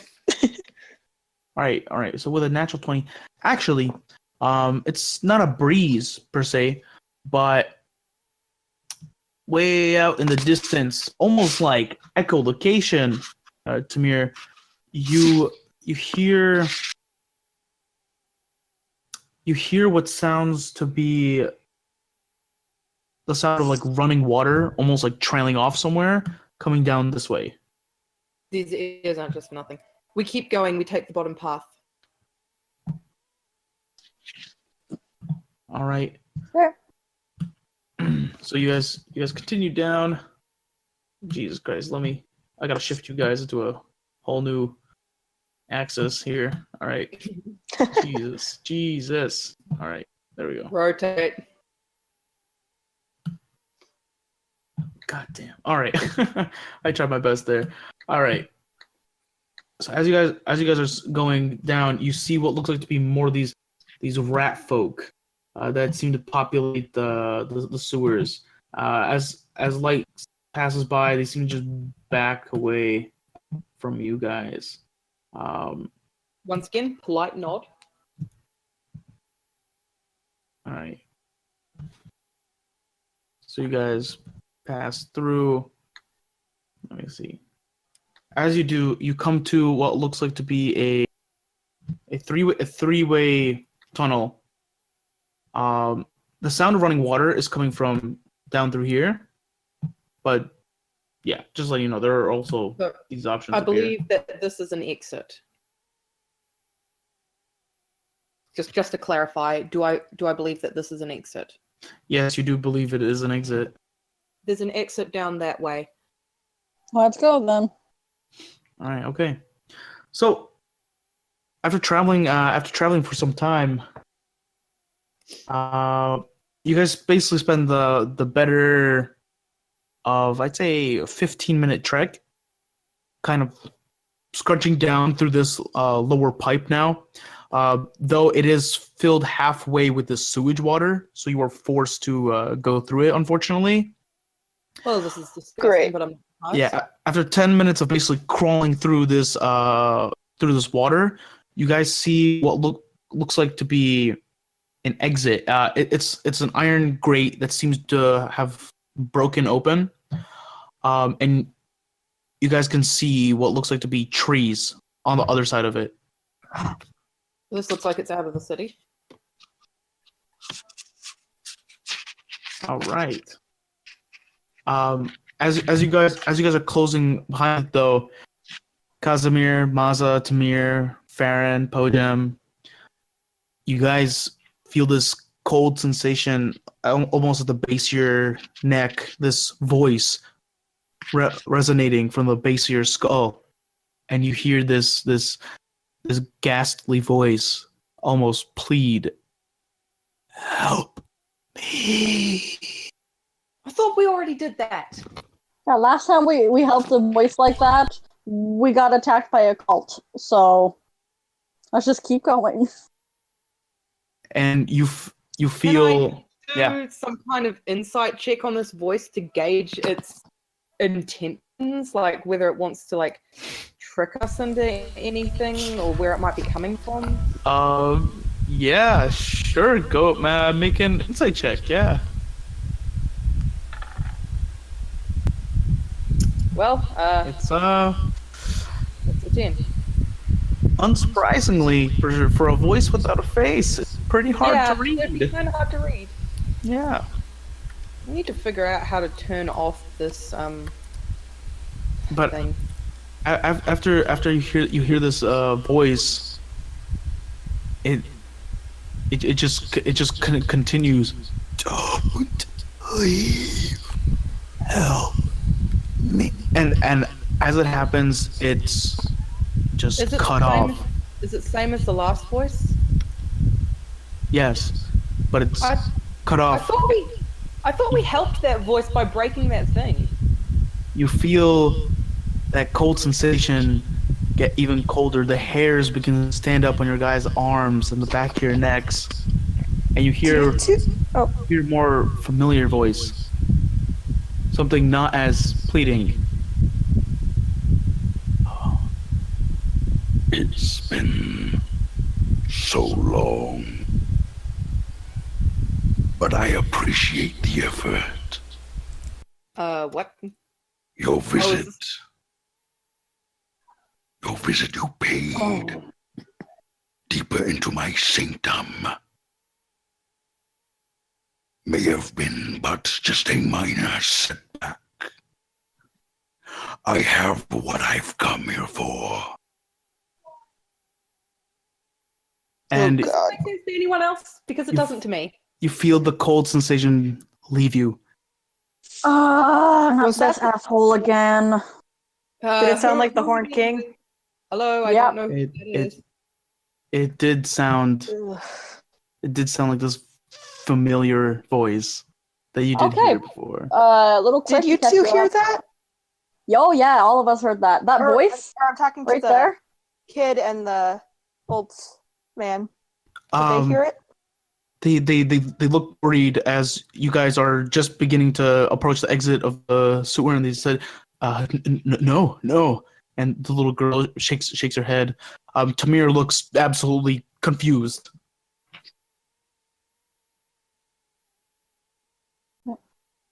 Well, I have to go soon. But, Tamir, the voice was the guy who pretty much caused this whole thing, who, like, attacked the city. He attacked us, almost killed us, and is the reason why we're down here. Oh, joy. Yeah. Yeah, and he almost killed us all by collapsing a building on top of us. On purpose, or did it just, like, happen? No, it was pretty on It seemed purpose. pretty deliberate. You know, It'll- you should come with a warning label before I start hanging out with you. I was just thinking you were cool. To be What are you fair, talking you about? have had a few incidents. Yes, I've had also, incidents, but while we've been down not here. like I was expecting it to happen. True. Well, we did not expect the Horn King nor his army, and I guess the beginning of his initial assault upon this area, the land, we don't know.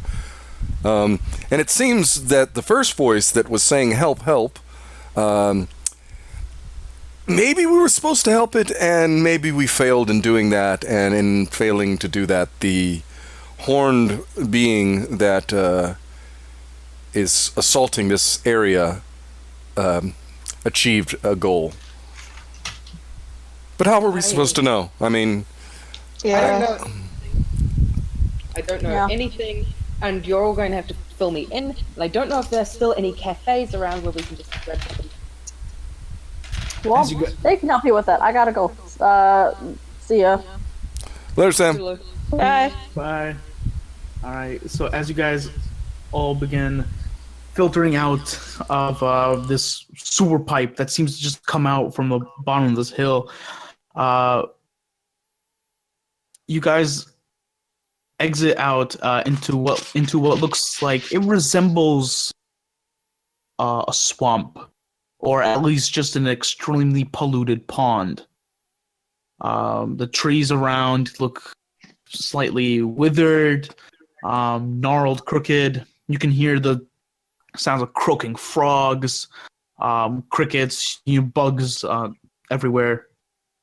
But it's daytime. You can see the light filter through the sky. Oh, it's sunlight. I'd Under the almost tree. forgotten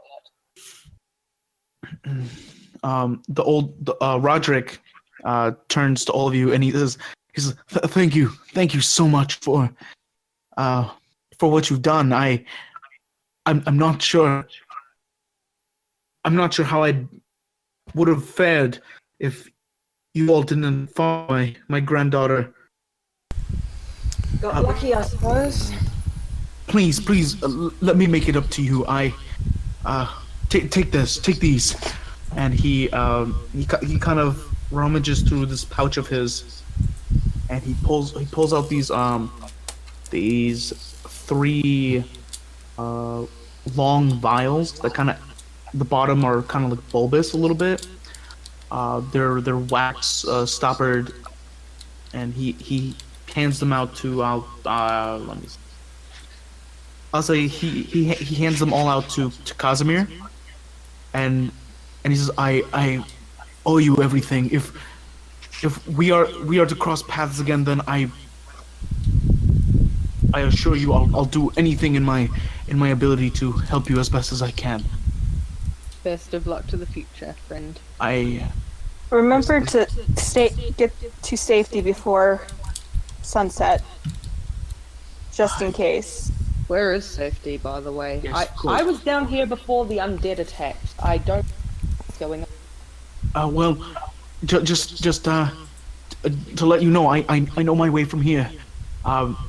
If you were to head northwest, that should take you to the Tuskwood Highway, if that is where you would like to go. But if you'd like, you can head northeast with me, and well, there's a postage station and you might be able to. I'm not sure. Contact someone from there. I do have some people I'd like to contact. That guy, Yeah. by the way, that guy who I was getting the book for. Mm-hmm. Where is he? Where was he? Where did I speak with him? I can't remember. I just remember his very cool name, Sansa Notna. Right. So Sanzar Natna, you actually met him. Hold on. Give me 1 second. I'm gonna grab.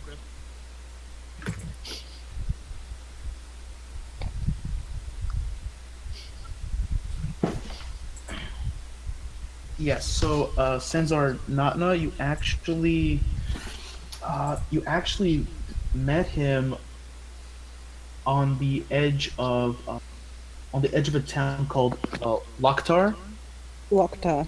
Yeah, Laktar, and Laktar, and he Right, said that once you were finished, you should meet him in Valishbor. It's a city built on the coast. Isn't that where you guys wanted to go anyway? That's where we came from originally, and where I'm No, from. because we were hearing about like this lord and his son, and That's true. Where are we supposed to bring the book we saved? So initially, or normally how the pages works is that you don't really ever meet the client.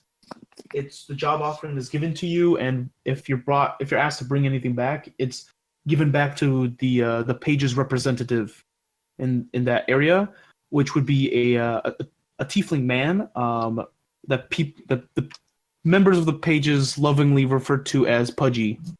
no, I love him already. Do we know like how to find him? Yes, you do. The area of work or place where the pages operatives work out of is I believe, if I'm not wrong, yeah, it's a bookstore. Ironically enough. But yeah. Yeah, it's a small bookstore out of the way. It wouldn't take you too long. You guys have probably been there at least once. But I'd say some of you have been there a couple times. Right. All right. So And yeah, I would like to go to the post office also. By the way, DM, once we're in some sort of safe-ish place, mhm. that book I got with the bloody handprint and the human skin and all the nasty, Mhm. I'd like to give it just sort of a quick once over to see if I can like discern anything interesting from it that might help me. Sure, of course. All right. So I'm not where going would to do in-depth reading. I'm just going to give it a once over. It's like, oh, so that's the subject matter. So, all right, sure. No problem. So where would you guys like to head out then? I need to get to that city that starts with forgot. Valoran, was it? Valishbor? Velishbar, yes. To meet with someone who's going to be giving me a little bit of help job.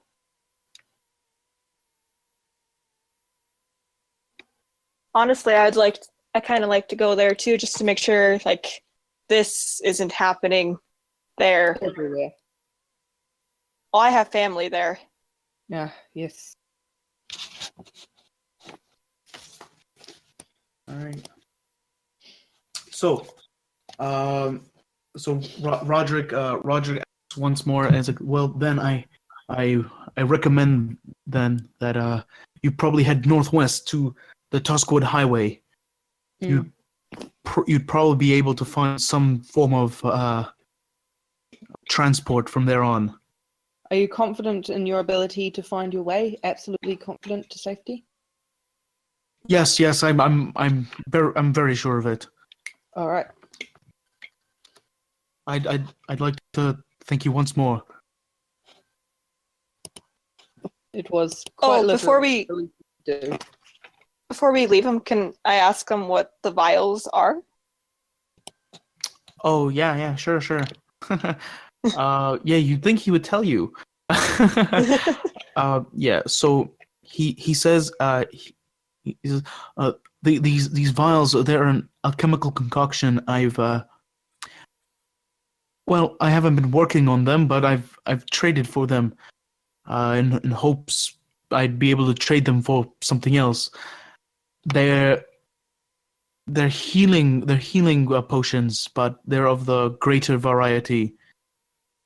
Ooh. But for what you've helped me with, I believe I believe I've made the right trade. So thank you so much yet again, and best of luck to all of you. And You too. All right, and with that, he kind of picks up Tiffany, and he kind of begins trekking out through the woods. And after some time, you guys are thinking over, looking at these vials. You guys are left alone with yourselves in the Tuskwood Forest.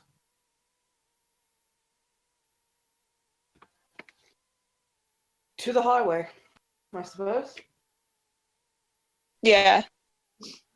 What's Pochum thinking about all this? Or like, does he have any where he wants to go in particular?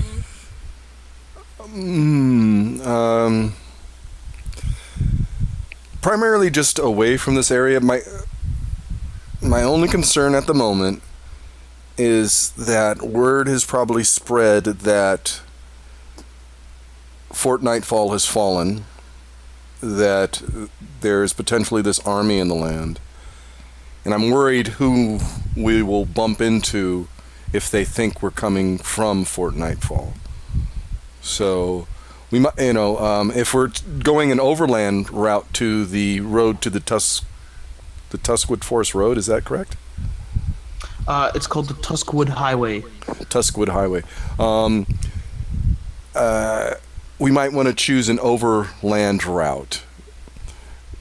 Just to, because I don't know about you, but we have things on us that we can't afford to have discovered, and I am really bad at deception.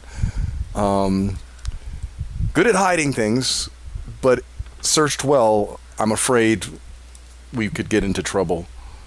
I don't know. What do you guys? I'm good at lying. I'm good at lying. You hide things, I lie. Well, maybe take an overland route for a little bit, and then cut to the road itself. Do you have reason to believe that there will be blockades? I honestly didn't expect to be searched so thoroughly when we entered Fort Nightfall. In fact, someone actually spotted something that I crafted for all of us when we wish to be disguised. Kind of like our group disguise.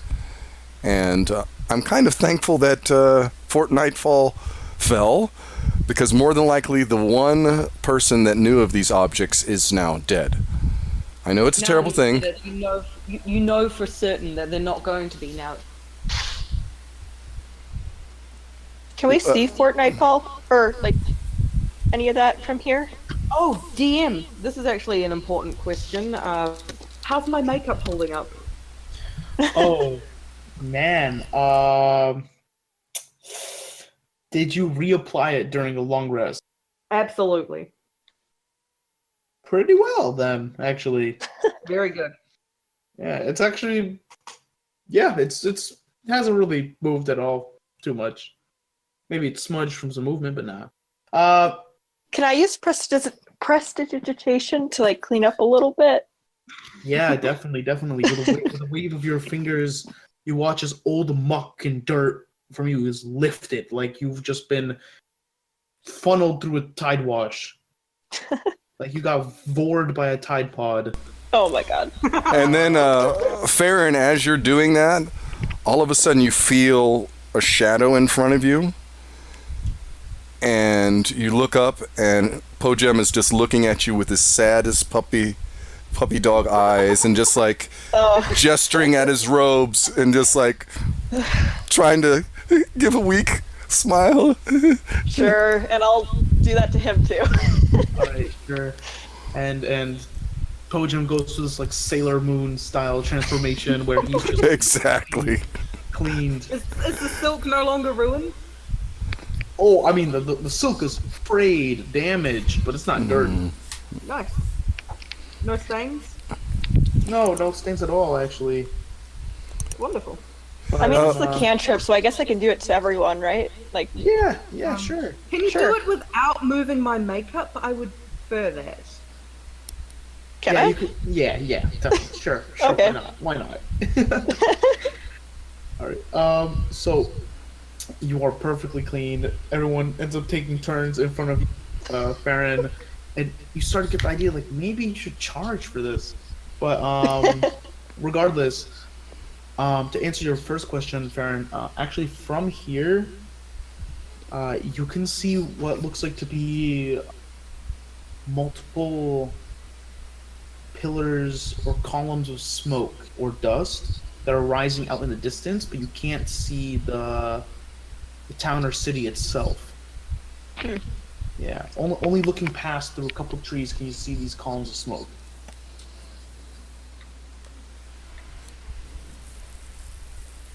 Yeah. Ugh.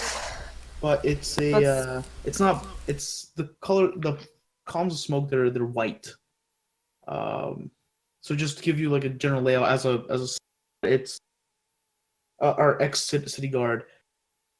So it doesn't look like things are still burning. It looks like that's the type of smoke that looks like it stopped burning already. That's just water Okay. vapor at that point. Much. But yeah. Okay. Hey, Sho, any chance you could throw up a map of Israndia real quick?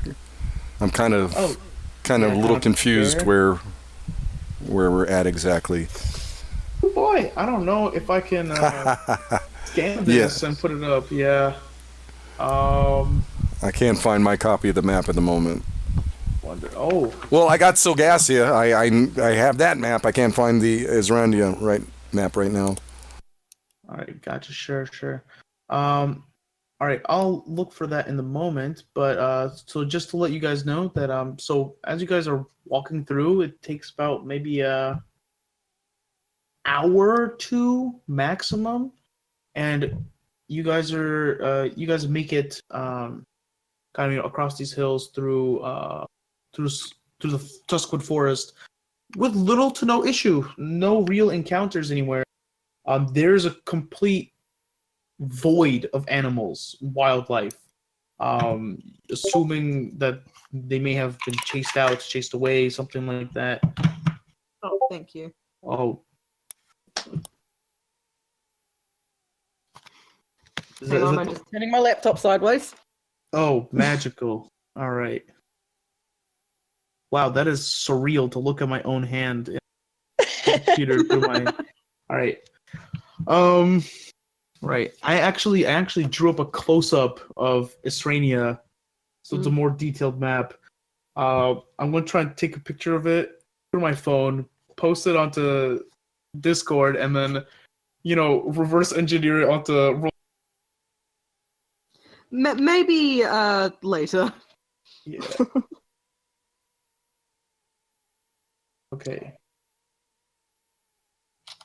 All right. Regardless, though, you guys did make it to Tuskwood Highway. So, as you guys kind of climb up through the brush and whatnot, you guys end up on this very bare dirt road with tree lines on either side.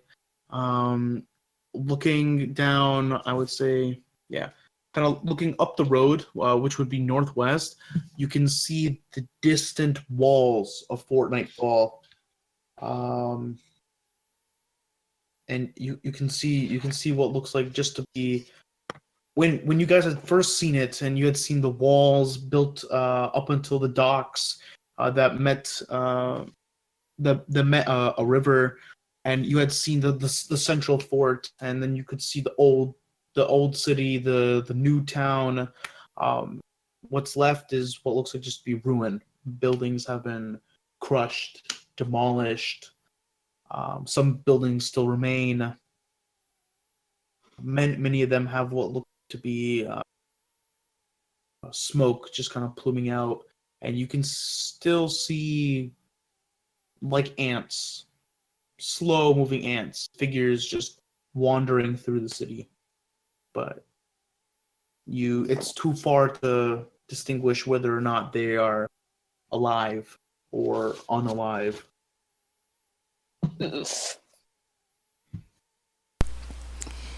Let's head in the opposite direction. Very good. Yeah. Oh, Way to avoid being searched, by the way. Casimir goes, yeah, we should. What was the question?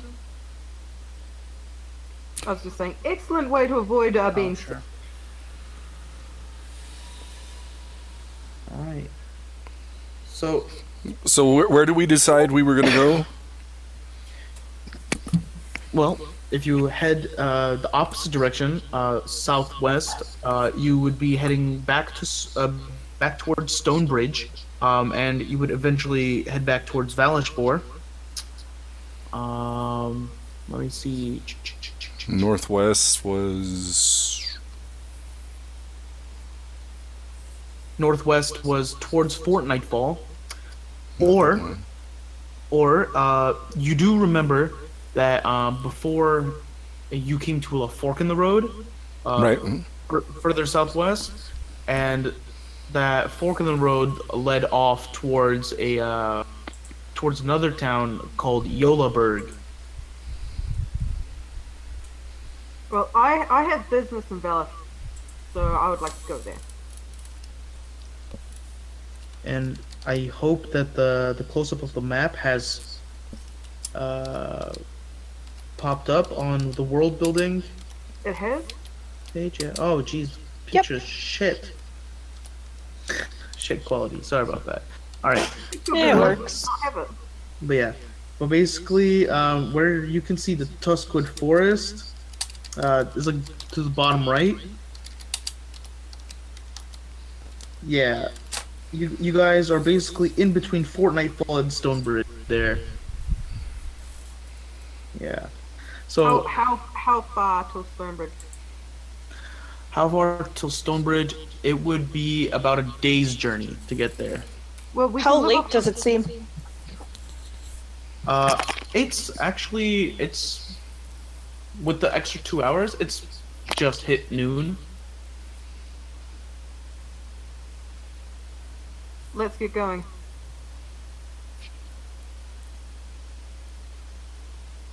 All right. So, is that the public consensus? Let me wait. Give me a moment. Well, I here. don't know if we want to necessarily be outside during nighttime, just because there's things that come out. Well, we're certainly not going to be inside if we don't start walking. So I just That's head true. off towards Valishbor, Stone, whatever, because that's on the way, I guess. Sure. All right. So you guys begin traveling out down the Tuskwood Highway. As you guys begin your journey. I'm playing my fiddle as we. Sure. All right. Fair enough. As you pluck those strings with the geez, I never learned what the name of that stick thing was you played the violin with. The bow. But of course it is.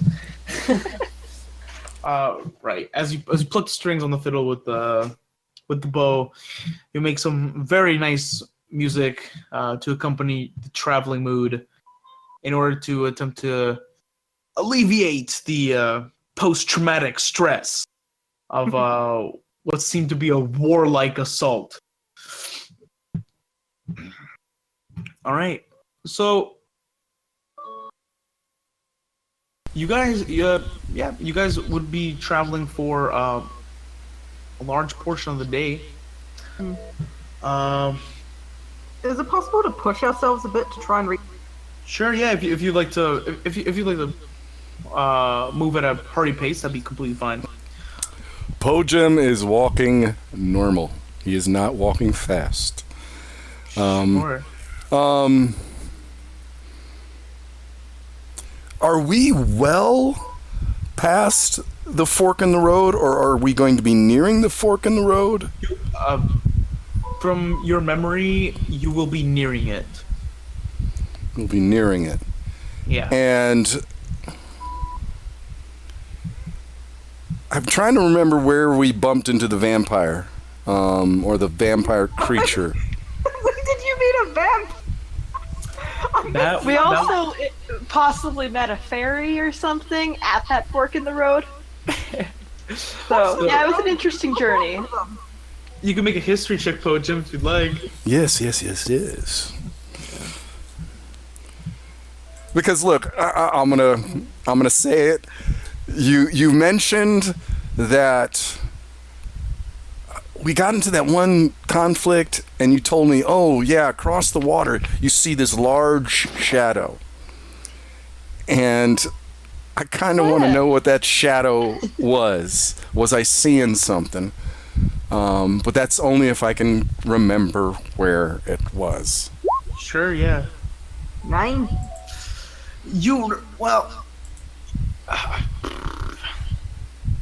Try to recall. You think it might be before the fork in the road, but it could have just as easily been after. And you remember it being like quite like off the trails, that location. So if you kept a keen eye out, you'd be able to spot it pretty well, or you'd be able to make out exactly where it was. I look at him lagging behind. It's like, But yeah. move your ass, your lordship. Just keep walking. Alright. Well, you've already given me the lordship, so I will travel in my lordship pace. It's sarcastic and fuck you. So as you guys are moving on and about,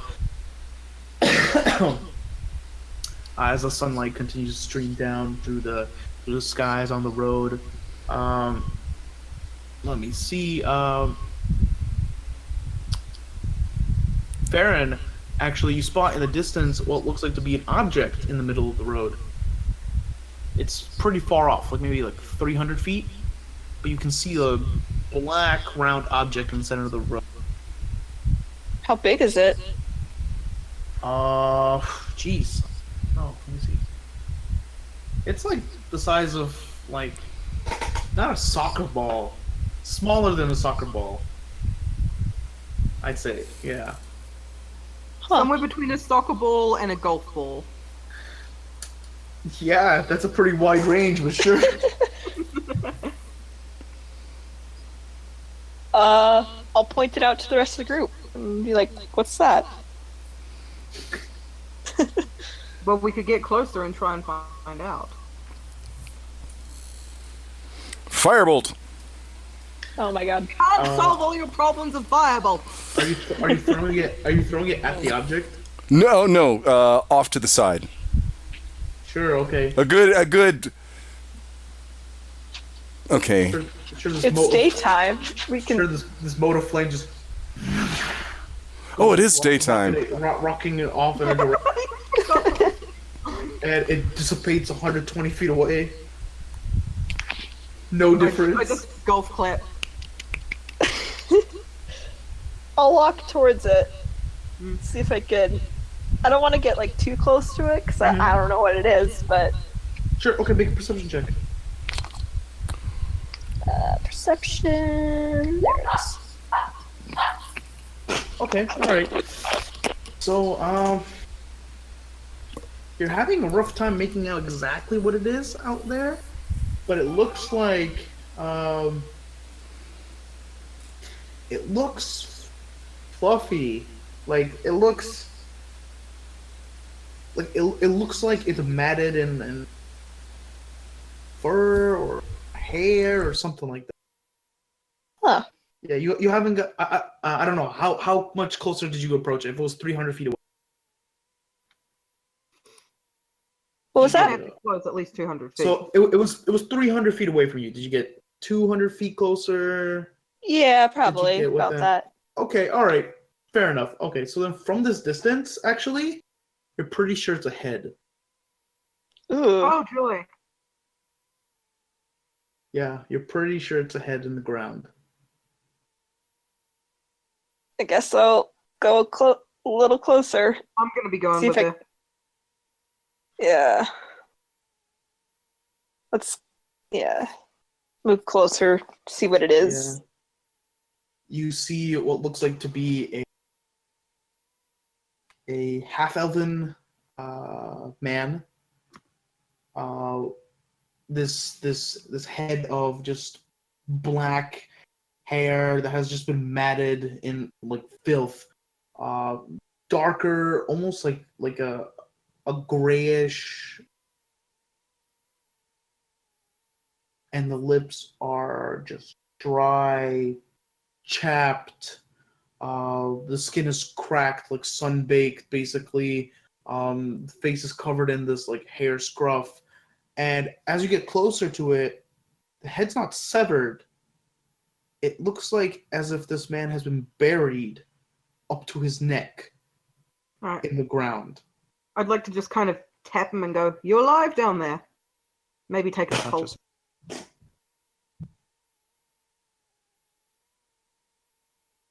From the looks of it, I'd say, yeah. Did I get an answer to that? Because then something went very quiet. Oh, I'm sorry about that. What was your question? I'd like to just kind of tap him and go, "You're alive down there." Pulse. All right, sure. Make a medicine check.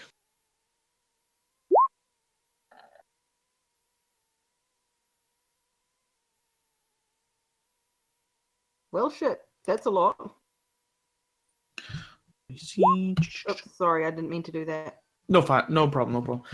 Okay, yeah. So actually, after clearing away some of the dirt, you're able to find the jugular or the pressure point on the neck, and you can feel a faint pulse. Yeah.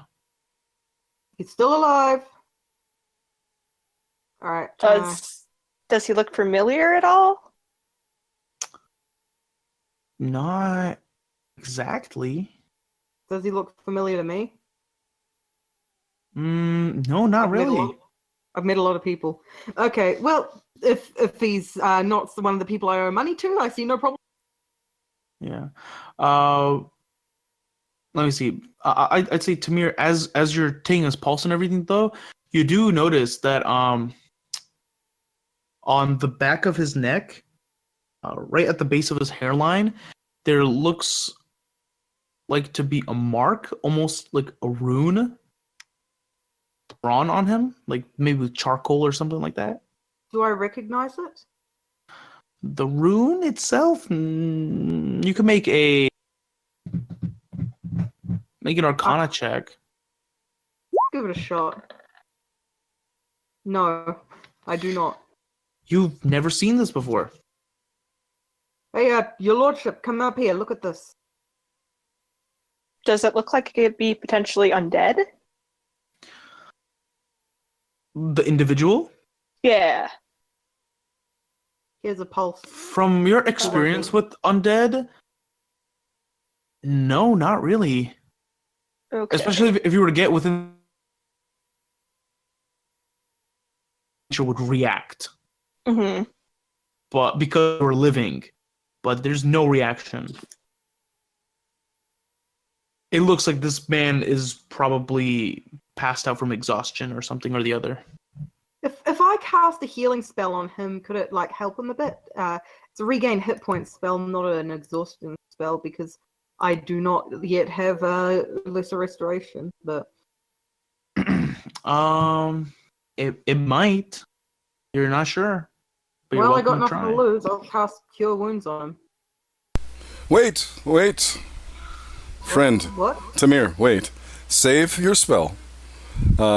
It is my gift as an alchemist that I can provide anyone, without dwindling my supply for others, one healing drought. And so that way we can save your healing abilities for Fair us. enough. Do you recognize this rune on the back of it? History check, investigation check. You can make an Arcana check if you'd like. Okay. Actually, a history check would work too. Actually, that's up to you though. Well, it looks magical, so I'm gonna go for Arcana. Sure. Unless I roll shitty. Yeah. Alright, with a 13 Arcana, it doesn't look like anything you've studied before, or at least in the terms of alchemy or traditional, in the traditional arcane arts. It looks, but I'd say you've probably seen it like referenced to before.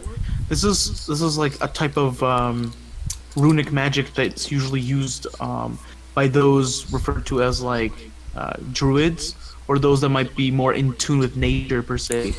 Many runes, they're used as warnings, wardings. They're used to cure diseases, to bring good luck. They have all kinds of uses, but you're not sure exactly what this rune represents. Shit. Do we see anybody, like, or anything else, like, in the trees or anything around? Make a perception check. I share the information of the nature of this, and I think it is obvious that this is some type of punishment. Now, I get real low to the ground. If this is the work of the road fairies, I dare not do anything. I do not wish to seek their ire. So if you wish to heal him, you can heal him. Road fairies really that extreme? Well, honestly, I don't know. So Farron, thus far, they're only a myth. So Farron, with that perception check, looking out around at the trees, you don't see anything really. Like you don't see anyone hiding amongst bushes or up in a tree. You see what looks like to be, a couple squirrels. Actually, they're kind of perched up in some branches. They're like, or I'd say they're probably climbing up on along a log. But you do notice on the left side of the road, at the base of a bush, there seems to be what looks like the handle of a weapon or something, kind of poking out. You can make out what looks like to be some stuff placed behind some of the bushes. I'll point it out to the rest of the group, I guess, and I'll head over there, I guess. Could I do some kind of roll to know what I might know about road fairies? Because this seems like a very specific piece of lore for your little world. Sure, go ahead and make a history check. And I will walk with Farron over to the object, and as I walk over, I cast Mage Hand. Alright, sure. So, Tamir, before coming to the continent of Australia and stopping by at in this country, you decided to do a little bit of research. And you do? It seems that it's like an older custom, but that you caught probably from like one of the sailors, from one sailor or something. But there's an entity or a group of entities referred to as road fairies, or fae or fair folk, that seem to play a part in keeping the roads of Isrania upkept, clean, in a standard condition. And in return, the people of Isrania, whenever they see a water barrel with its top open, they're supposed to drop in a coin, a silver, a copper, a gold, even, into it as a form of offering.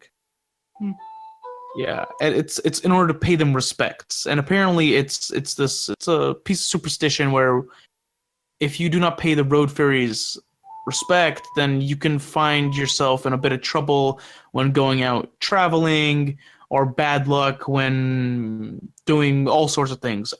Accounts and stories differ from person to person. All right. Well, so they're not. So it's just a superstition. It's not like a proven thing.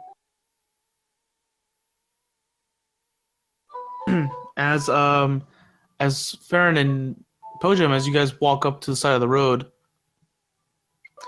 Pojam, you summon Mage Hand. Do you do anything with it?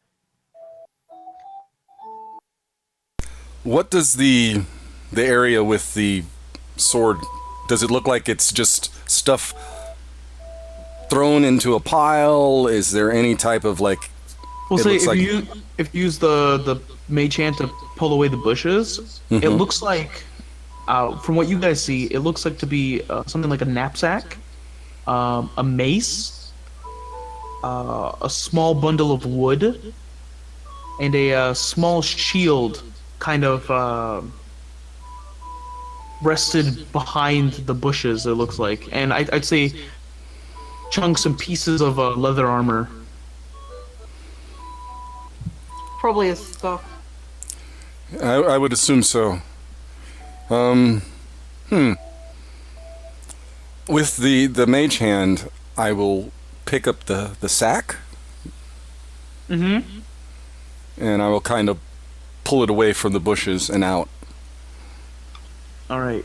So, unfortunately, Mage Hand, it doesn't seem to be strong enough to pull up the knapsack. The knapsack seems a little bit heavier than 10 pounds. Can it open the flap? Or the... Yeah, sure. Okay. And, Can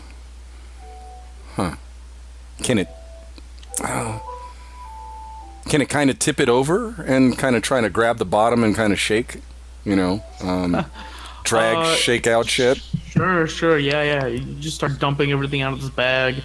As you dump it out, you see this small, like a possum-like creature gets dumped out of it. You see, like, in its small paws, it's holding what looks like to be whatever food rations may have been in that bag. Yeah, pastries. And it's just like, and it scurries off into the forest. Enjoy. You see what looks like to be torches, flint and steel, something like a tinderbox. 1,000 ball bearings go rolling across the hills and deeper into the Duskwood Forest. It just looks like a bunch of stuff. As they're doing this, I'd like to cast Cure Wounds on this fellow, since Pojam has decided that rather not, and give him a bit of water if he... Sure, okay. So, as you cast Cure Wounds on this individual, your hands glow with a bright warmth. And you feel or hear this sighing breath of relief, just... And these eyes just kind of drag themselves open. And I'll offer him water. Alright, as you offer to pour water into his mouth, he gladly accepts it, as he is just a head on the ground. What happened to you? I don't know. He tries to lick his lips with a dry tongue. Can I insight that? Just real quick? Yeah, sure, go ahead and make an insight check.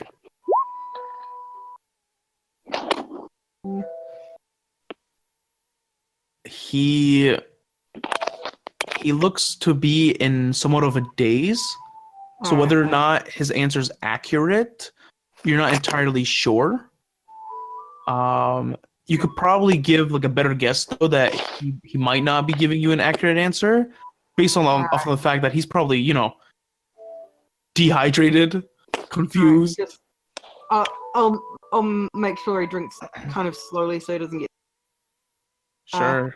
Try and get someone's help with digging him out of here. Sure. He looks up at you, and he says, "Are you my maker?" No, just a traveler. You got lucky, I believe. Oh, thank OMOS. Can I please get some help, Mazza? Took the better part of like half an hour. You could start kind of digging dirt away from him. Is there any Pull him out. I'd like to start on that at least. It's just, I'm not exactly a physical kind of a fellow. And I don't have a shovel, so, it's going to be kind of difficult. Unseen servant could help. I would appreciate that. Can you wait 10 minutes or start, and it'll just take me 10 minutes. I'll start. And so I will ritual cast Unseen Servant. And, oh wait, damn it! I said I wouldn't help. Well, it's the Unseen Servant. It's helping. And it's just digging. It's just digging. It doesn't concern itself with the guy. Sure. It's just like... It's just digging. It's just digging dirt. I'm studying the earth. Sure. So Bookie, or I'm sorry, Farron, what are you doing within the half hour they're spending digging out the individual?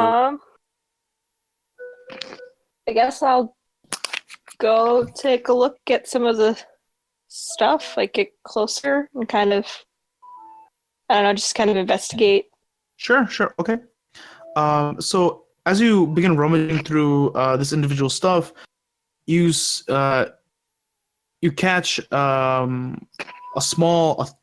tiny tome. It's like small enough to fit in like a pants pocket. It's bound in what looks like to be like a light colored leather, like a very light brown, Flipping it open. What languages do you understand? 1 second. Mm-hmm. Common, Elvish, Wraith, Dwarvish, and Halfling. Okay, all right. So unfortunately, you can't read what's written inside this book. But it's what it is. As you begin digging through, you find what seems to be a small set of robes. They have this a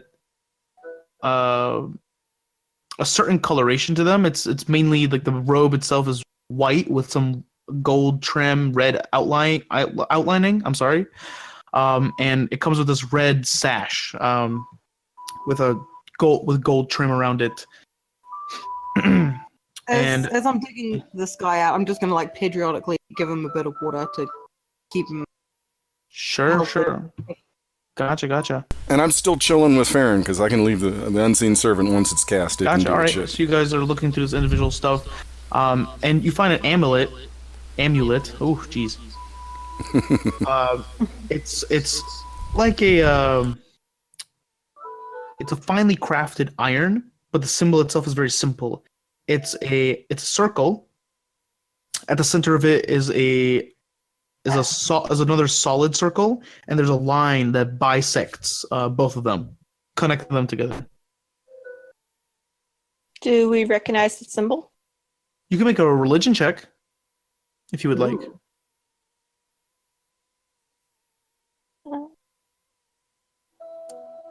Can I assist her in any way? Yeah, you can help her definitely, so she can make it with advantage. Okay. But I don't have religion as a skill. That's fine. That's fine. Okay, all right, right on. Yeah. So actually, Farron, you have seen this before. You've actually probably arrested a person with the symbol before. Oh. So this symbol actually belongs to the Ugorian Church of OMOS. So a neighboring nation to the west of the sovereignty of Esrania, lies a country named Ugoria. Somewhere near the end of the Great War, the era of strife, Ugoria had decided to revamp its government structure into something of a theocratic structure.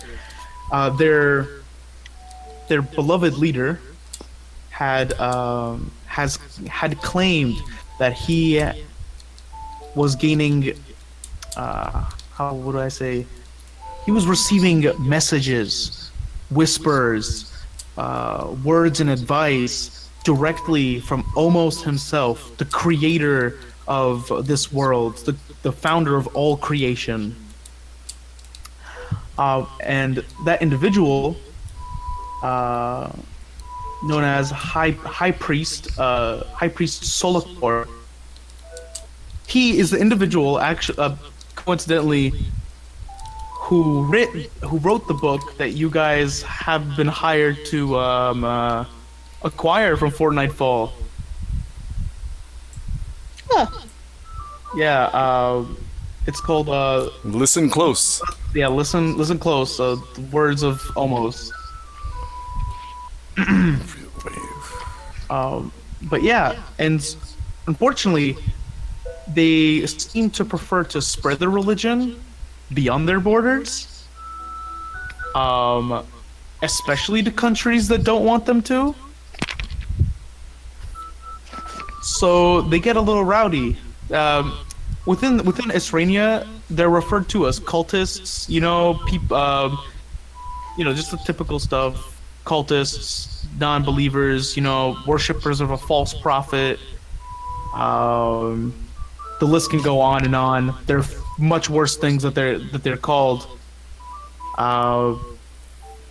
But whether you wanted to or not, you probably had to arrest one for disturbing the peace within Valishpor. Mm-hmm. So yeah. You're So a damn cop. Not anymore. Sorry. Farron, do you tell us that information? Yeah, I'll share that. Wasn't the magic bony wizard guy with the master's armor called Sorkul? No. Different. So that was Sarkal. Sarkal. Okay, thank you. Yeah, this is Solakor. Okay. So, A slight difference, but different enough. all right. Okay. Like Had to be sure because I was like, wait a minute. That'd be weird. Yeah. Solokor. Yeah. Okay.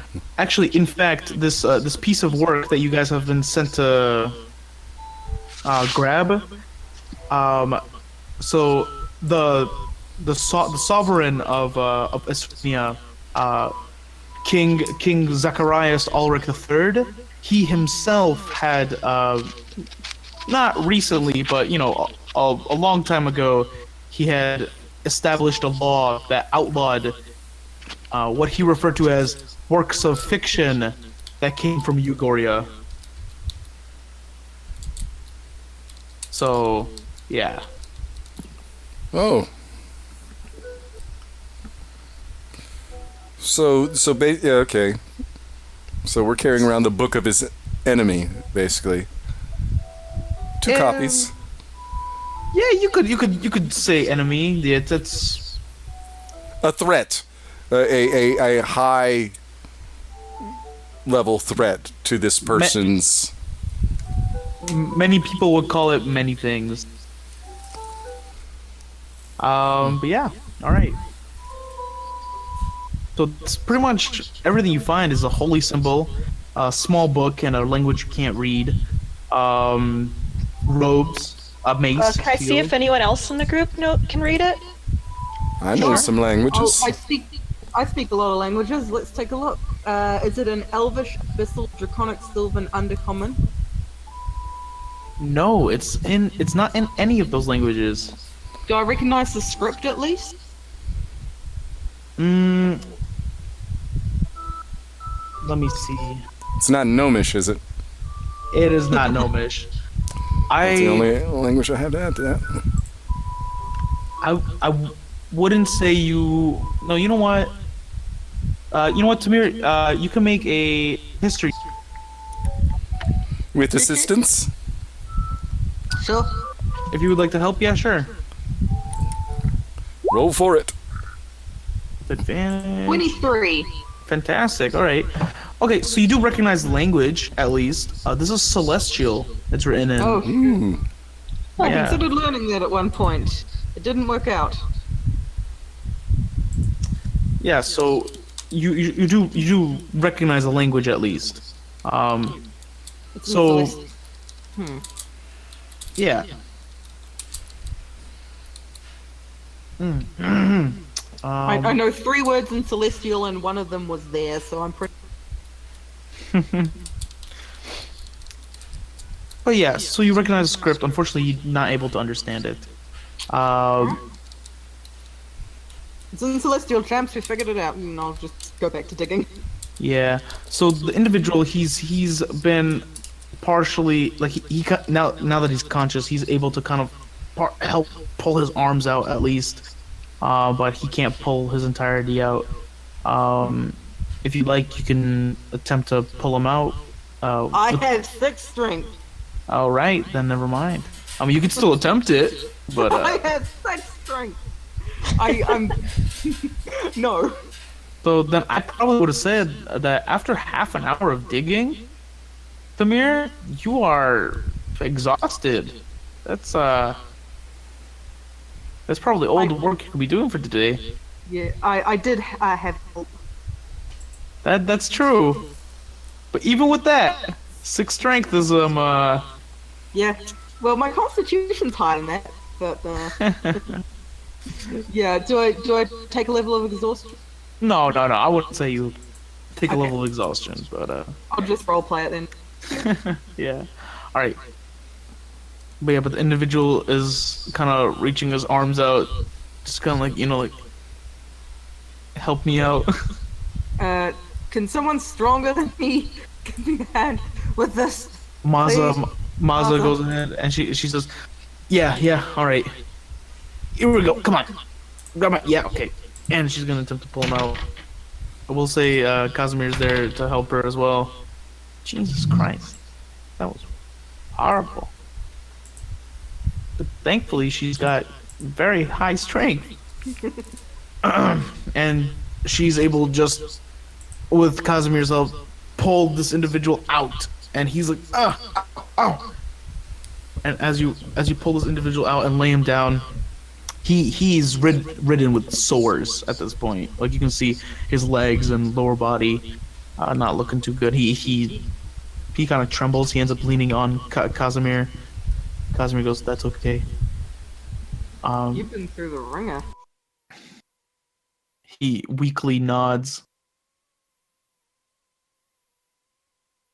What happened to you?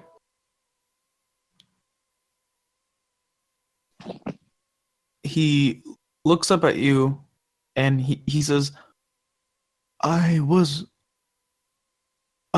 traveling towards my destination. It's a town up north. I believe it's referred to as Voiden. It's near the capital, but I lost my traveling companions, my small cloister, and I was lost.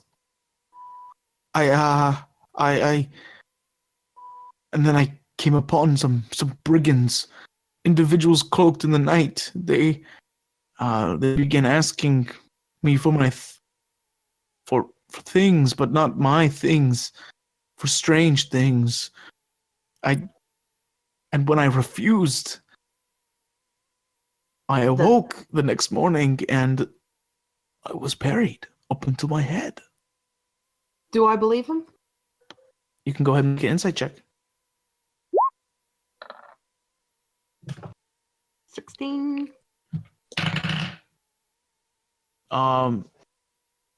Yeah. He seems convinced. He seems convinced enough, at least, that this is what happened. That's strange. We found some things in the bushes. Do you recognize them? And I'll just kind of like show him what we found.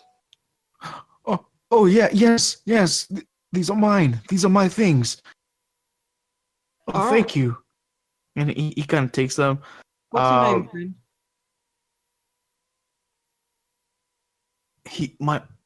My name. And as you ask that, his eyes kind of narrow as he looks at you, and then he looks at the rest of you. Let me see.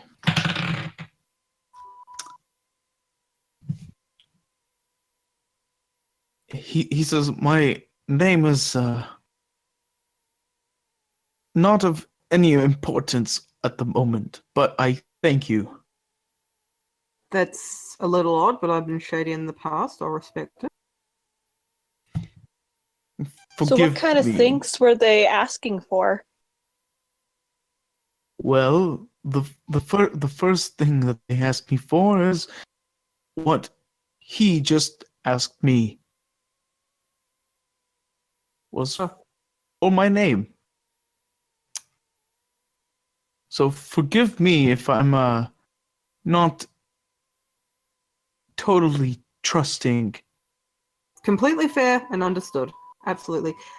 Could I do some kind of like history check to figure out like as he? Okay, actually, it's not relevant yet. I'll wait. Sure, okay. So he looks around, and he says, "So, what may I call you?"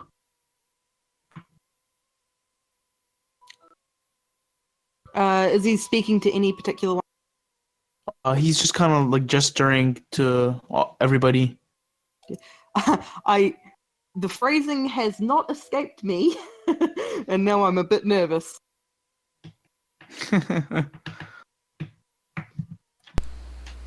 Well, if you're not sharing your name, I just got an instinct prudent to not really give you mine. So, call me T. Fair enough, Mr. T. Fuck. I'm the furthest thing from Mr. All right. So I don't believe I'm in any shape to be traveling towards Viden anymore. Where am I? You're on the road between Fort what was it called? Nightfall. Fort Nightfall and Stonebridge, was it? I can't read your writing. Yeah. Stonebridge. Oh. I haven't traveled that far at all. It should have taken me maybe a day and a half to make that distance. It's very odd. If we're heading for Stonebridge ourselves, which is away from Viden. No. So Stonebridge would be southwest. And from what he described, Viden is close to the capital. I'm looking at the map. Right, yeah, Everheim. Yes, so I'm just asking, did you say you were going to Viden because that's the direction? He mentions that I was going to Viden to meet up with my brothers and sisters in order to spread the word of OMOS. But I believe I might have to make a pit stop at Fort Nightfall. It's pretty dicey at the moment at Fort Nightfall. The others know more about it than I do. Oh. You will find Oh. only death at Fort Nightfall. Well, that's a The bit city has dramatic. been attacked. I would strongly recommend not going there. Okay, well, You could always backtrack and spend some time recovering in Stone, whatever the hell it was, Stonebridge. that sounds like a plan. We'll help you get there. I appreciate that very much. Though did you? No, never mind. And he kind of grabs his stuff, and he kind of, from when you guys like pulled him out of the ground, he's pretty much just only had like a loincloth on. Of course. So he's just gonna clothe himself, just put on the robes and everything.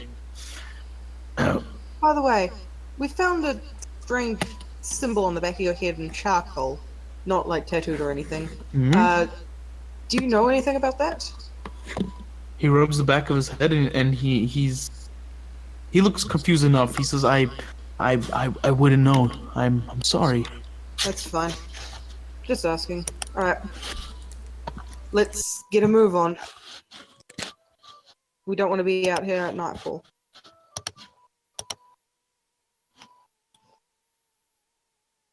But the fort is that way. Oh, we're gonna be close friends, I can tell. Alright. So you guys begin traveling forward on foot yet again. Making your way back towards Stonebridge. And that's where we're gonna end it for tonight. Awesome. We have a weird guy. Yeah. Found in the road. Pretty interesting character there. Alright.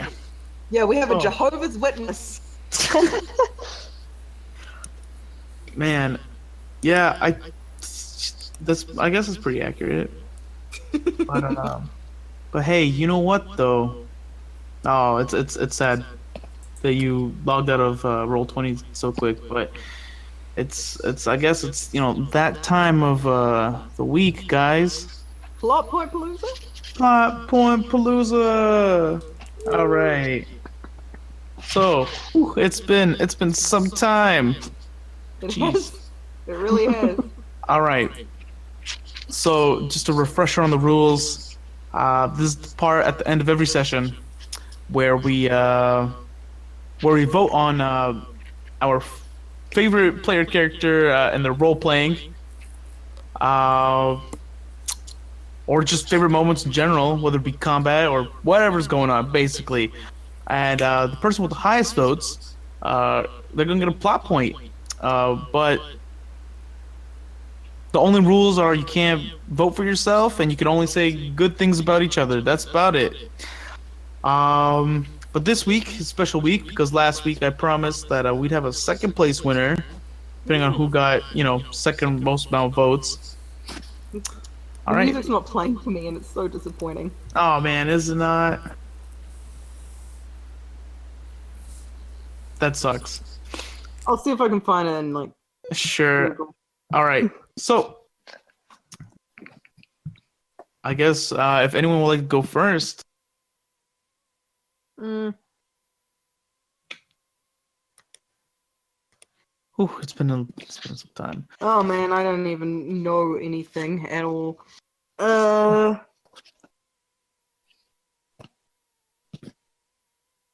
like to throw in a vote for Theron. I really did like, just your general investigatingness and such, and I liked your very careful avoiding of the sewage water, which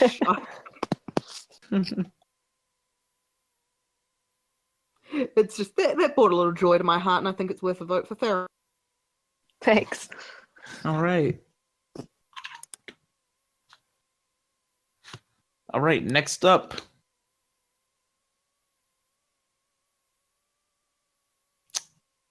Should I pick? I'm thinking. All right. It's hard because like 2 of our members were only here for like part of it. Yeah, that's true. I mean, if you'd like, you're welcome to vote for them as well. True.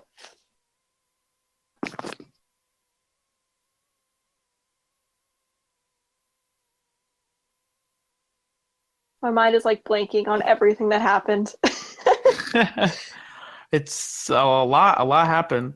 Mm-hmm. Jeez, you guys circumvented through that sewer so goddamn fast. I thought at least, take a different turn. That natural 20. Yeah, that may have been my own fault though, because I had made a direct line to the exit, basically. Just keep going down and then make a left. Yep. Not even a mate. Keep going.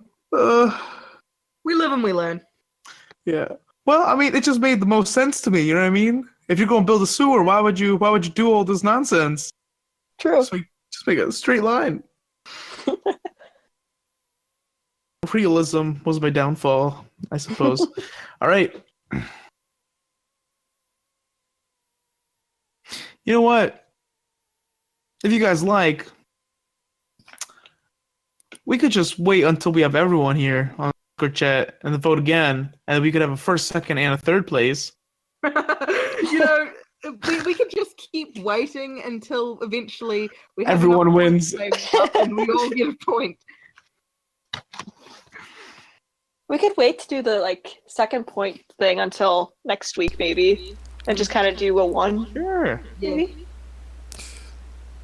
I would say Tap, because Tap actually did some fucking RP conversation with the old man and the daughter, And the dog. and the dog. Yeah. And so Tap is usually back in the cut, and we don't hear a word from her. So that was cool. That's a good choice. That's a good choice. That Yeah, was I'm just very kinda cool to thinking see. about picking them also. I also like how they have a dog now. Yeah. You guys have a small puppy that you haven't given a name to yet. Wait, we Yeah. kept the dog? I thought the dog went with them. No. I just oh yeah, he did come with us, didn't he? Yeah, we have he the did. dog. Why do we have a dog? I can't Well, take we care kind of of a have dog. 2 now. Is it weird if a werewolf has a pet dog?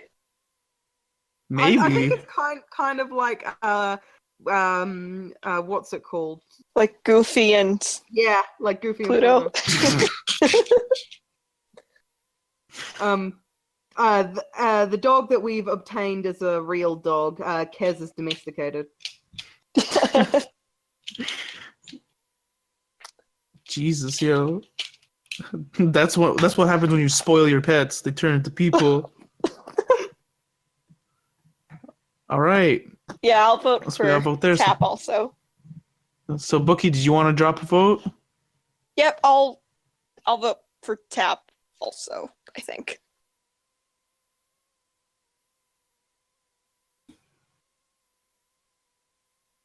Hello? Hello. Yeah, I'm sorry about that. I think. Okay. Yeah, what's up? Hello? Hey, hi, hello. Oh, okay. Yeah. Hello. Hello. That was Hello. weird. Hello, Okay. darkness, my old Jeez, friend. wow. The void is just really sucking away our connection there. Yeah. I think I'll vote for Tap also. Yeah? Yeah. All right, okay. So, any specific reason why? Same reason? Yeah, pretty much. And the whole Alright. fact that we're keeping a dog now. I thought that was pretty interesting. All right, fair enough. All right. So for this week's of Plot Point Palooza, congratulations to Tapioca, a player that we don't have here currently. Your plot point will be aptly mailed to you within 2 to 5 business days. Congratulations again to our winners. All right. So Yo, yeah, that's it. I actually have a plot point idea. Oh that- yeah.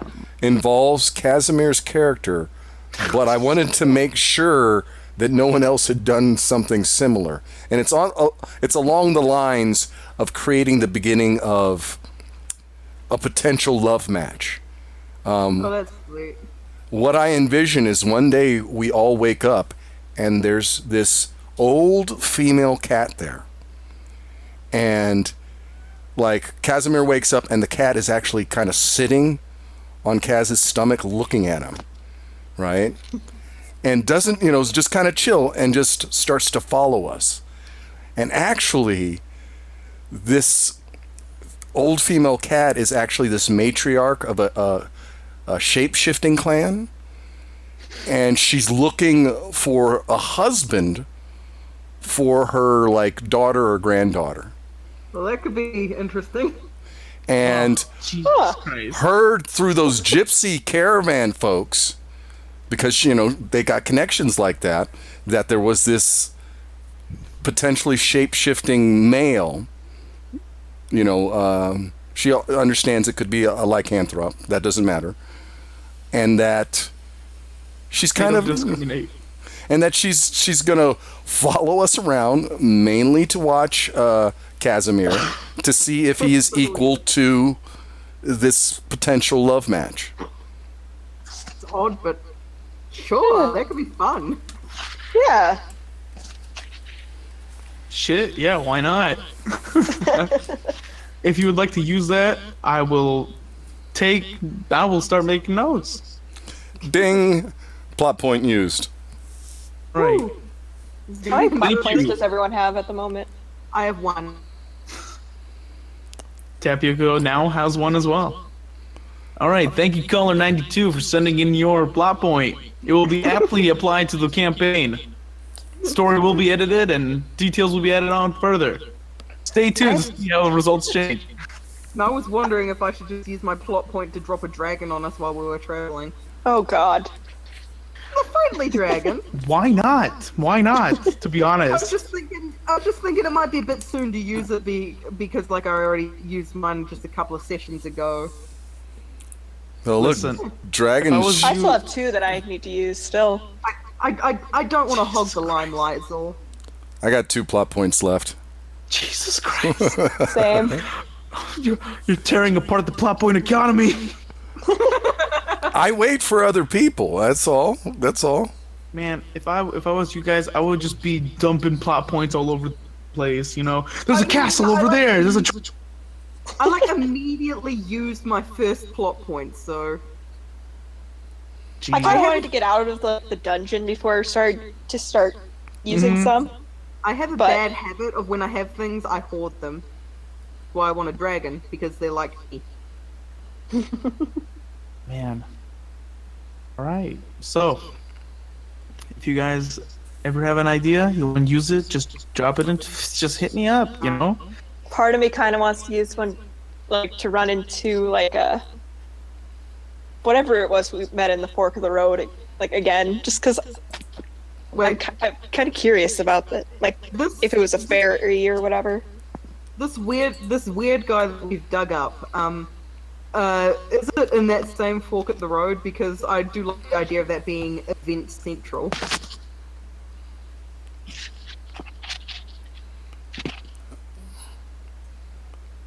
I don't think so.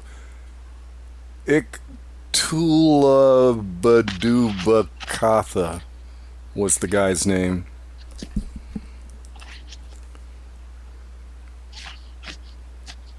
Hello? Hello? Yep. Alright. Did we lose show? I think so. don't know. He's not making a sound. Whoa. Okay, there you are. There he is. Hi, yeah, I'm sorry. My Wi-Fi is lying to me. It says it's perfect, but it's not acting like it. Fuck you, Wi-Fi! So, when you said that you wanted to use your plot point to find out more about... It just cut out. That's it. Well, The road fairies. The road fairies. Oh, fantastic. If you would like to use your plot point for that, be my guest. You may learn your lesson in a very involved way, but, Anyway, I'm curious. Where we found this guy, is it the same place where they met all that weird shit like the vampire, that crossroads? Because I love the idea of that being event central. Actually, no. You guys did not get to those crossroads yet. All right. I can't wait. Tula Labduba Katha.